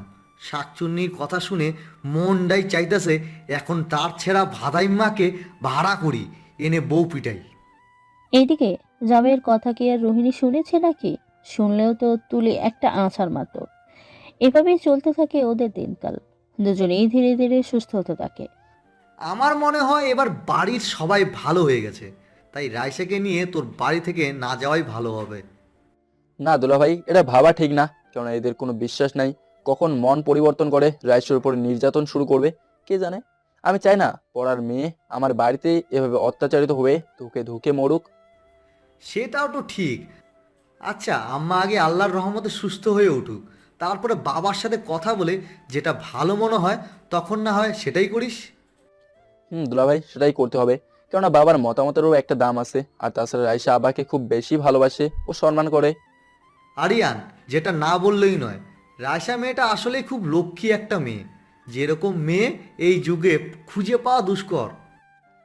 আল্লাহর রহমতে ভাগ্য করে আমি একটা বউ পাইছি, আর চাইবো পরকালের জন্য আল্লাহ ওকে আমার গলায় ঝুলিয়ে রাখে। এভাবেই দুই শালা বোন জামাই অনেক কথা বলে। এদিকে দেখতে দেখতে চলে যেতে থাকে দিন, আর সুস্থ হতে থাকে রাইসার শাশুড়ি। একদিন রাইসা ও শাশুড়িকে ওষুধ খাওয়াচ্ছে, ঠিক তখন শরীফ ওইখানে ছিল। কেননা অনেক কষ্ট করে তাদের দুইজনকে বাইরে হালকা রোদের মাঝে এনেছে, যেন ভিতরে থেকে একটু শীত কম লাগে। রাইসার শাশুড়িকে এমন সেবা করে দেখে মুখ ফুটে বলতে না পারলেও শরীফ মনে মনে ভাবে, ইস, আমরা একটা সময় যেই মেয়ের উপর অনবরত অত্যাচার করেছি, আজকে সেই মেয়েটাই আমাদের জন্য এত কিছু করছে। ওর সাথে করা অন্যায়ের কথা মনে হলেই চোখে জল এসে যায়। আল্লাহ, তুমি রাইসাকে সবসময় ভালো রেখো, আর ওর মনের সকল আশা পূরণ করে দিও। শরীফ একা একা ওদের দিকে তাকিয়ে উপরে কথাগুলো ভাবছে। এমন সময় ওর স্ত্রী এসে বলে, কি হলো তোমার? হ্যাঁ, রাইসার দিকে তাকিয়ে আবার ভাবছো নাকি যে ওকে কিভাবে মেরে ধরে এই বাড়ি থেকে বের করা যায়? রোহিণীর আমার কথা শুনে শরীফের সেই রাগ উঠে, কিন্তু রাগ হলেই বা আর কি করার? রাগটাকে কন্ট্রোল করা ছাড়া তো আর কোনো উপায় নেই ওর কাছে। কেননা বউ বকা দিক আর যাই দিক, দিন শেষে জামাইয়ের সব কাজ বউকেই করতে হবে। রোহিণী কথা শুনে শরীফ মনে মনে বলে, ওই সাচ্চুন্নি, আমি কি ওর দিকে তাকাইলেই শুধু এমন কথাই ভাবি? হ্যাঁ, আমার মনে কি ওর জন্য ভালো চিন্তা আসে না নাকি? সাচ্চুন্নি, এই কাজে সবচেয়ে বেশি অনুপ্রেরণা তোর মা আর মেয়ে মিলে জুগিয়েছিস। এখন আইছিস সাধুগিরি দেখাতে? যত সব ভণ্ডামির দল। আল্লাহ, আমি যদি এখন কথা বলতে পারতাম তাহলে ওকে এই কথাগুলোর জবান ফুটে বলতাম, আর ওর গালে কষে একটা থাপ্পড় মারতাম। কি ব্যাপার, তুমি এবার আমার দিকে তাকিয়ে আবার কি সব ভাবতেছো? হ্যাঁ, মনে রেখো আমার জন্য এত ভেবে লাভ নাই, কেননা আমি আর রাইসা ছাড়া তোমাদের জামাইয়ের শাশুড়ির খবর কেউ নিবে না। এবার অন্তত চোখাচোখি বাদ দিয়ে সোজা হয়ে বসো। একটু নড়াচড়া করতে শিখেছো তো মনে হয় বাঘ হয়ে গেছো। আপা, কি বলছেন এসব? দুলাভাই কথা বলতে পারে না, তাহলে তাকে এইসব বলে কি কোনো লাভ হচ্ছে বলেন? সে তো শুধু আপনাকে মনে মনে হয়তো ভালো বলছে, নাই তো খারাপ। কি করব বলো, আমার তো আর ওর সাথে কথা হয় না, ভালো লাগে না, তাই এভাবে একা একা কথা বলেই নিজের মনকে সান্ত্বনা দেই। আপা, এইভাবে মন খারাপ করিয়েন না। একদিন দেখবেন আল্লাহ দুলাভাই আর শাশুড়িমাকে ভালো করে তুলবেন, তখন তারা আপনার সাথে জমিয়ে কথা বলবে। তোর কথাই যেন সত্য হয়। জানি না আল্লাহ তোকে ঠিক কোন মাটি দিয়ে বানিয়েছে, যার জন্য আমরা তোর সাথে এত অন্যায় অত্যাচার করার পরেও আমাদের জন্য তোর কোনো অভিযোগ নেই। দোয়া করি আল্লাহ যেন তোর মনের সকল ইচ্ছেগুলোকে পূরণ করে। আল্লাহ যেন আমার সব ইচ্ছেকে পূরণ করে, আর আমার সব আশা তো আপনাদের নিয়ে পুরো জীবনটা পার করে দেওয়া। আপা, ভাইয়ার মনে হয় পানি পিপাসা পেয়েছে, একটু পানি খাওয়া। আল্লাহ এই ভালো মানুষদের কী অবস্থা করে রাখলো, মুখ ফুটে মনের কোনো জমে থাকা কথাগুলো বলতে পারছে না। আল্লাহ, আপনি এদের সুস্থতা দান করে দিন। রাইসা রোহিণীর সাথে কথা বলতে বলতে দেখে রোহিণীর বস শফিক পানির জন্য ছটফট করছে, তাই উপরে কথাটা বলে রাইসা।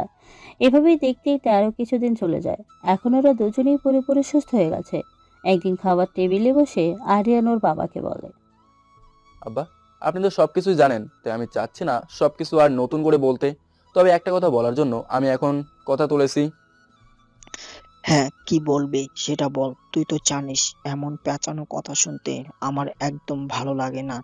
তাই শুধু তুই না, যে আমার সাথে কথা বলবি সোজাসাপটা ভাবে বলবি, না হলে আমার মনের কথা মনে রাখবি। Is that clear? বুঝলাম। আসলে আব্বা, মা যেদিন অসুস্থ হয়ে পড়ে সেদিন রাইসাকে নিয়ে আমি এই বাড়ি থেকে চলে যেতে চেয়েছিলাম, কিন্তু সবার কথা শুনে ও আপনার মতামতের কথা ভেবে যায়নি।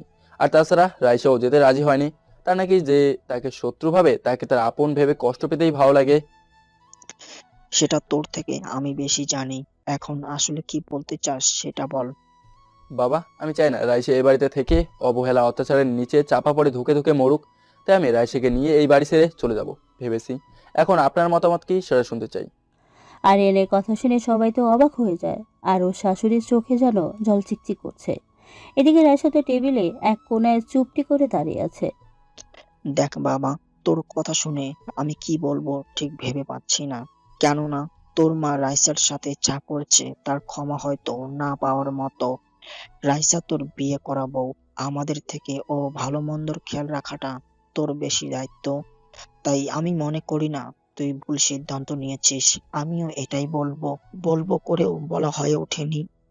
আমিও চাই তুই রাইসা মামুনকে নিয়ে দূরে কোথাও সুখের সংসার সাজা, যেখানে তোর মায়ের মতো শকুনের ছায়া থাকবে না, আর পড়বে না তোর বোন জামাই সহ বোনদের কুনজর। কি বলছো এসব? হ্যাঁ, আমি আমার মেয়েকে এ বাড়ি ছেড়ে কোথাও যেতে দিব না। মায়ের কথা শুনে সবার মাথায় যেন আকাশ ভেঙে পড়ে। যদিও সবাই জানে এখন আর রাইসার শাশুড়ি রাইসার সাথে বাজে ব্যবহার করে না, বরং প্রয়োজনের থেকেও রাইসার খেয়াল বেশি রাখে, মেয়ের থেকেও বেশি ভালোবাসে। আরে, তোমার মেয়েরা এই বাড়ি থেকে কেন যাবে? হ্যাঁ, তোমার মেয়েরা তো স্বামীর বাড়ি আগেই খেয়ে এসেছে। শুধু তোমার কারণে 1 মাসের বেশি শ্বশুর বাড়িতে থাকতে পারেনি। আর তাছাড়া এই বাড়ি থেকে যাবে তো তোমার দুশ্মন। এখন তো তোমার খুশি হবার কথা, মেঘ না চাইতেও বৃষ্টি পেয়ে যাচ্ছ বলে কথা। না, এভাবে বলিও না। আমি হয় যা করেছি সবটাই ভুল, যার ক্ষমা আমার মেয়ের জামাইদের কাছে হবে না। ছেলের বউয়েরটা তো বাদেই দিলাম, কেননা আমি রাইসার সাথে যা করেছি সেটার জন্য রাইসাকে আল্লাহ তো মনে হয় আমাকেও ক্ষমা করবে না। না মা, এভাবে বলবেন না। আপনি হয়তো আমার উপরে অত্যাচার করেছেন, কিন্তু আমি সেই অত্যাচার অপমানকে শাসন বলে মনে করেছি। কেননা বাবা মা তো সন্তানের উপর একটু একটু শাসন করবেই। মারে, তুই মানুষ না রে, তুই মানুষরূপী ফেরেশতা। তোর সাথে আমি অনেক অনেক অন্যায় বিচার করেছি, সেটার হিসাব বাহিরে। যদি সম্ভব হয় তো এই হতভাগী মাটাকে ক্ষমা করে দিস প্লিজ। না মা, তুমি এভাবে বলিও না। আর আমি এখন কিছুই বলবো না, কেননা এখানে আমার স্বামী হলেন সব। উনি যেটা বলবে সেটাই তো আমার করতে হবে। আরিয়ান বাবা, তুই রায়সাকে নিয়ে কোথাও যাস না। তোরা এই বুড়িটাকে একা ফেলে চলে গেলে আমি কিভাবে থাকবো? বাবা, আমি আমার ভুল বুঝতে পেরেছি। আমি সব সময় ভেবেছি মিমকে তোর বউ করে আনলে তুই অনেক সুখী হবি, কিন্তু আমি একটা ভাবিনি কখনো যে আল্লাহ তোর সাথে অন্যায় কারো জুটি রেখেছে সেটা সুখী করার জন্য। মা, তুমি তোমার ভুল যখন বুঝতে পেরেছো এটাই অনেক। এখন রাইসাও যখন চায় না তোমাকে ছেড়ে চলে যেতে, তাই আমিও চাই না এই বাড়ি ছেড়ে ওকে নিয়ে দূরে কোথাও যেতে। আরিয়ানের কথা জবাবে ওর বাবা কিছু বলতে যাবে, ঠিক তার আগেই বাড়িতে রাইসার বাবা সহ কয়েকজন স্যুট বুট পরা মানুষ আসে। সবাই রাইসার বাবা মাকে দেখে ভূত দেখার মতো করে চেয়ে আছে, কেননা তারা দুজন দামি পোশাক পরে এসেছে। দেখে যেন চেনাই যাচ্ছে না এরা রাইসার গরিব পিতামাতা। সেটা বললে তো হবে না বাবা। আমি অনেক আগেই আমার মেয়েকে এখান থেকে নিয়ে যেতে চেয়েছিলাম, কিন্তু তোমার বাবার কথা ভেবে আর আমার মেয়ের মুখের দিকে তাকিয়ে সেটা করিনি। আব্বা, এটা আপনি কি বলছেন? আর আপনাকে তো দেখে চেনাই যাচ্ছে না, এমন পরিবর্তন কিভাবে হলো? কোনো লটারি পেয়েছেন নাকি? আরিয়ানের কথা শুনে রাইসার বাবা মা ফিক করে হেসে দেয়। এদিকে রাইসা তো আরিয়ানের দিকে চেয়ে মুসকি মুসকি হাসতেছে।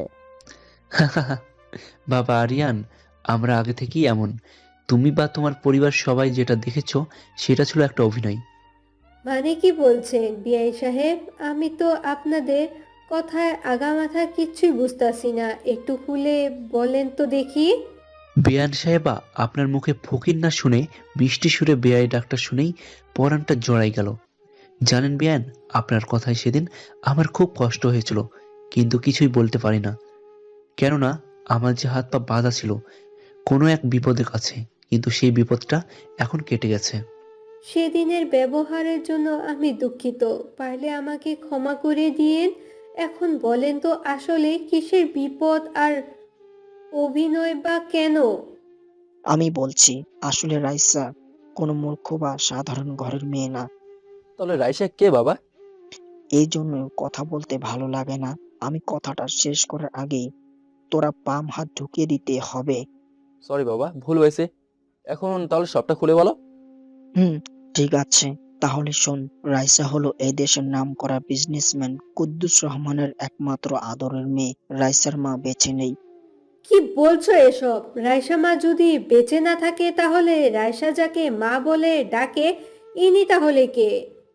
দেখ, বলবোই না। তোমাদের এই স্বভাবটা কি দূর হবে না? কথা শেষ না হতে কথা বলতে শুরু করো। আগে তো পুরো কথাটা মন দিয়ে শুনবে, তারপর না হয় যা খুশি বলবে। আচ্ছা, আগে তাহলে বলো। রাইসার বাবা এদেশের নামকরা কোটিপতি হবার কারণে তার শত্রুরও কোনো অভাব নাই। ওরা দেশের বাইরে বেশিরভাগ সময় থাকতো। একসময় ওদের শত্রুর সংখ্যা অনেক বেড়ে যায়। এতে এতে বডিগার্ড থাকা সত্ত্বেও শত্রুর আক্রমণে রাইসার মা মারা যায়। সেদিন রাইসার বাবা রাইসাকে বাঁচাতে দেশে চলে আসে, আর এখানে রাইসার খালার বাড়িতে গরিবের ছদ্মবেশে থাকতে শুরু করে। আর রাইসার বাবা এখানে বসে সবার মোকাবেলা করে, আজকে শত্রুর বিনাশ করেছে। কি বলছো? রাইসাটা এত বড় লোক, আর আমি কিনা একটাবারের জন্য বুঝতে পারিনি। বুঝবি কি করে শালাবাবু? যেখানে রাইসা আমার উপর ফুফাতো বোন হওয়ার সত্ত্বেও আমি প্রথমে এমনটা বুঝতে পারিনি বাবা না বলা পর্যন্ত। আর কত রকমের অভিনয় আপনি করেছেন বলেন তো? রাইসা আমার ফুফাতো বোন, সেটাও তো কখনো বলে নাই আমাকে। রাইসার বারণ ছিল ওর পরিচয় যেন কেউ না জানে। আর রাইসা কোনো মূর্খ কেউ নয়, রাইসা একজন ডাক্তার। তাই তো ও নিজেই শাশুমার চিকিৎসা করেছে তোদের চোখকে ফাঁকি দিয়ে। আল্লাহ, আমি সামান্য একজন দোকানদার হয়ে এত বড় কোটিপতি ডাক্তার মেয়েকে বিয়ে করছি? প্রায় একটা বছর পার করে কখনো বুঝতে পারিনি। বুঝতে দিলে তো বুঝবে। আমি তো সব সময় তোমাদের সাথে নিখুঁতভাবে গরিবের অভিনয় করে গেছি, যেটা ধরা ছোঁয়ার বাহিরে। তা ডাক্তার ম্যাডাম, আপনি এমন প্রতিভা নিয়ে সিনেমায় অভিনয় না করে আমার জীবন নামক গল্পের সাথেই কেন অভিনয় করলেন শুনি? কারণ তোমার মতো একটা খাঁটি মনের মানুষ যে আমার দরকার ছিল, আর আমি পেয়েও গেছি। আব্বা, আপনি রাইসের সম্পর্কে সবকিছু আগে থেকেই জানতেন তাহলে? আমি আগে থেকেই সবকিছু জানতাম, আর রাইসাও আমাকে জানতো। রাইসার বাবা তোকে আমার সাথে দেখেছিল, আর তারপরেই প্ল্যান করে তোর আর রাইসার বিয়ে দেয়। এত কিছু ঘটেছে আমার চোখের সামনে, আর আমি কিনা একটাবারের জন্য কখনো বুঝতে পারিনি। এভাবেই ওরা আরো অনেক কথা বলে। কথা বলার মাঝে একসময় রাইসার বাবা বলে ওঠে, রাইসা, আমি এখন আর তোকে এখানে রেখে কোনো কষ্ট পেতে দিতে চাই না, তাই চল আমরা আজকে লন্ডন চলে যাব। রাইসার বাবার কথা শুনে উপস্থিত সবাই যেন অনেকটাই অবাক হয়ে যায়। কেননা কেউ ভাবতেও পারছে না রাইসার বাবা রাইসাকে এই বাড়ি থেকে নিয়ে যাবে। বিআই সাহেব, আপনারা নাটক করেন আর যাই করেন, আমি সেটা বুঝি না। আমি একটা জিনিস বুঝি, রাইসা আমার মেয়ে, আর মেয়ে হয়ে আমার কাছে সারা জীবন থাকবে। আমি বেঁচে থাকতে রাইসাকে এই বাড়ি থেকে নিয়ে যেতে দিব না। বললেই হলো নাকি? আমি তো রাইসাকে আপনার মতো দাজ্জাল শাশুড়ির কাছে রেখে যাব না। কখন কি করে ফেলবেন সেটা আল্লাহই ভালো জানে। বিআই প্লিজ এভাবে বলিয়েন না। আমি আমার করার সব ভুল বুঝতে পেরেছি, আমাকে ক্ষমা করে দিয়েন প্লিজ। ঠিক আছে, আপনি আপনার ভুল বুঝতে পেরেছেন, এটাই অনেক। এখন রাইসা, তুই কি আমার সাথে যাবি নাকি এখানে থাকবি? সেটা কি আর বলতে, আমি মরলেও এখানেই আমার স্বামীর পায়ের নিচেই মরতে চাই। তুমি যাও গা, আমি যাব না। আচ্ছা, তুই তাহলে থাক। আমাকে আজকে লন্ডন যেতে হবে, আবার 1 মাস পরে না হয় তোদের কাছে চলে আসব। ঠিক আছে বাবা, সাবধানে যাও কিন্তু। তুইও সাবধানে থাকিস। আর আরিয়ান, আমার মেয়েকে দেখে রাখো। সবাই ভালো থাকেন, আসি তাহলে। রাইসার বাবা কথাটা বলিয়ে সবার থেকে বিদায় নিয়ে সেখান থেকে চলে যায়। আর এইদিকে সবাই রাইসা থেকে ক্ষমা চেয়ে নেয়, কেননা রাইসাও জানে ক্ষমা একটা মহৎ গুণ। একদিন সকালে রোহিণী রুবিনা সকালে নাস্তা বানাইতেছে, আর রাইসার মাথায় ও শাশুড়ি তেল দিয়ে দিচ্ছে। আচ্ছা রাইসা, তুই যে ডাক্তারের সেটা বলিস নাই কেন? এমনি মা, আর সেই দিন বাবাকে যে ডায়াবেটিসের ওষুধ বুঝিয়ে দিলাম, বাবা বলার আগেই সেই দিন বোঝা উচিত ছিল যে আমি হয়তো এইসব বিষয়ে কিছু জানি। ইসরে, সেদিন এই কথাটা আমার মাথায় এসেছিল, কিন্তু তোর উপর হিংসে করে সেদিন বলা হয়নি। এভাবে বউ শাশুড়ি কথা বলতে থাকে, আর পার হতে থাকে ওদের জীবন থেকে সময়। পুরো পরিবারটাই যেন সুখী পরিবারের রূপ নিয়েছে। এখন রাইসাকে সবাই ভালোবাসে, কেননা রাইসা এখন গর্ভবতী। এই সময় সেবা তো করতেই হবে, তাই না? রাইসার শাশুড়ি চায় না রাইসা একটা গ্লাস পানি নিজে নিয়ে খাক, কিন্তু রাইসা সেটা শোনে না। আরিয়ান, রাইসাকে বলে দে আমার কথা যেন মেনে চলে। আমি বলি কোনো কাজ না করতে, আর ও সেটা শোনে না। মা, তোমরা বৌমা কি করবে না করবে সেটা তোমরা নিজেরাই ঠিক করো। আমাকে আর বাবাকে এর মাঝে টানবে না, বুঝলে? শাশুমা, আমি তো তেমন ভারী কাজ করি না, আর একটু একটু কাজ করলে শরীর সচেতন থাকবে, তাহলে বেবিও সুস্থ থাকবে। এভাবে বসে থাকলে বেবি ভালো থাকবে না, পরে দেখা যাবে আমার সুন্দর পেটটা কেটে আপনার নাতি নাতনিকে দুনিয়ায় আনতে হবে। আমি আর কি বলমু, তুই ডাক্তার মানুষ, আমার থেকে তুই তো ভালো জানিস এই ব্যাপারে। তবে সেটাই করিস না কেন? তোর আর তোর দাদু ভাইয়ের যেন কোনো ক্ষতি না হয়। না মা, তোমার আর না মা, তোমার দোয়া ও আল্লাহর রহমতে কিছুই হবে না। এখন নাও, এই খাবারটা খেয়ে নাও। এভাবে ওদের মাঝে কথোপকথন চলতেই থাকে। দেখতে এতে রাইসার ডেলিভারির সময় হয়ে আসে। আলহামদুলিল্লাহ, নর্মাল ভাবেই রাইসার দুইটা যমজ সন্তান, একটা ছেলে ও একটা মেয়ে হয়। সবাই অনেক খুশি। এ রাইসার আরিয়ানে তো খুশির কোনো কমতিই নেই। সবাই রাইসার ছেলে মেয়েকে নিয়ে খুনসুটি করতেছে। আর এদিকে দেখেছো আমাদের সন্তানদের সবাই কতটা আপন করে নিছে? কখনো ভেবেছিলে এমন একটা দিন আমাদের জীবনে আসবে? আল্লাহ চাইলে সব কিছুই সম্ভব। যেই মানুষগুলা একসময় আমাকে দেখতে পর্যন্ত পারতো না, আজ তারাই আমাকে সব থেকে বেশি ভালোবাসে। দেখতে হবে না বউটা কার, ভালো তো বাসতেই হবে সুন্দরী। ওরে আমার দুষ্টু পর, বড্ড বেশি ভালোবাসি তোমাকে। আমিও যে অনেক বেশি ভালোবাসি তোমাকে বউ পাখি। এভাবেই সব সময় পাশে থেকো। মৃত্যু ছাড়া তোমার বুক থেকে এই পাগলিকে কেউ সরাতে পারবে না। রাইসার কথা শুনে আরিয়ান রাইসার কপালে একটা চুমু দিয়ে রাইসার মাথাটা মুখে ছড়িয়ে নেয়। এভাবে ওদের সন্তানদের নিয়ে ভালোবাসার দিন কাটতে থাকে। সুখের সকলে ভাসতে থাকে সবাই। সবাই ওদের জন্য দোয়া করবেন। আর আপনারা কেউ শ্বশুর শাশুড়ির সাথে কখনো খারাপ আচরণ করবেন না, কেননা তারা আপনাদের জন্ম না দিলেও মা তো নাকি। আর ছেলের বউদের নিজের মেয়ে ভাবতে শিখুন, তাহলে আর এই সংসারে এত কষ্ট থাকবে না।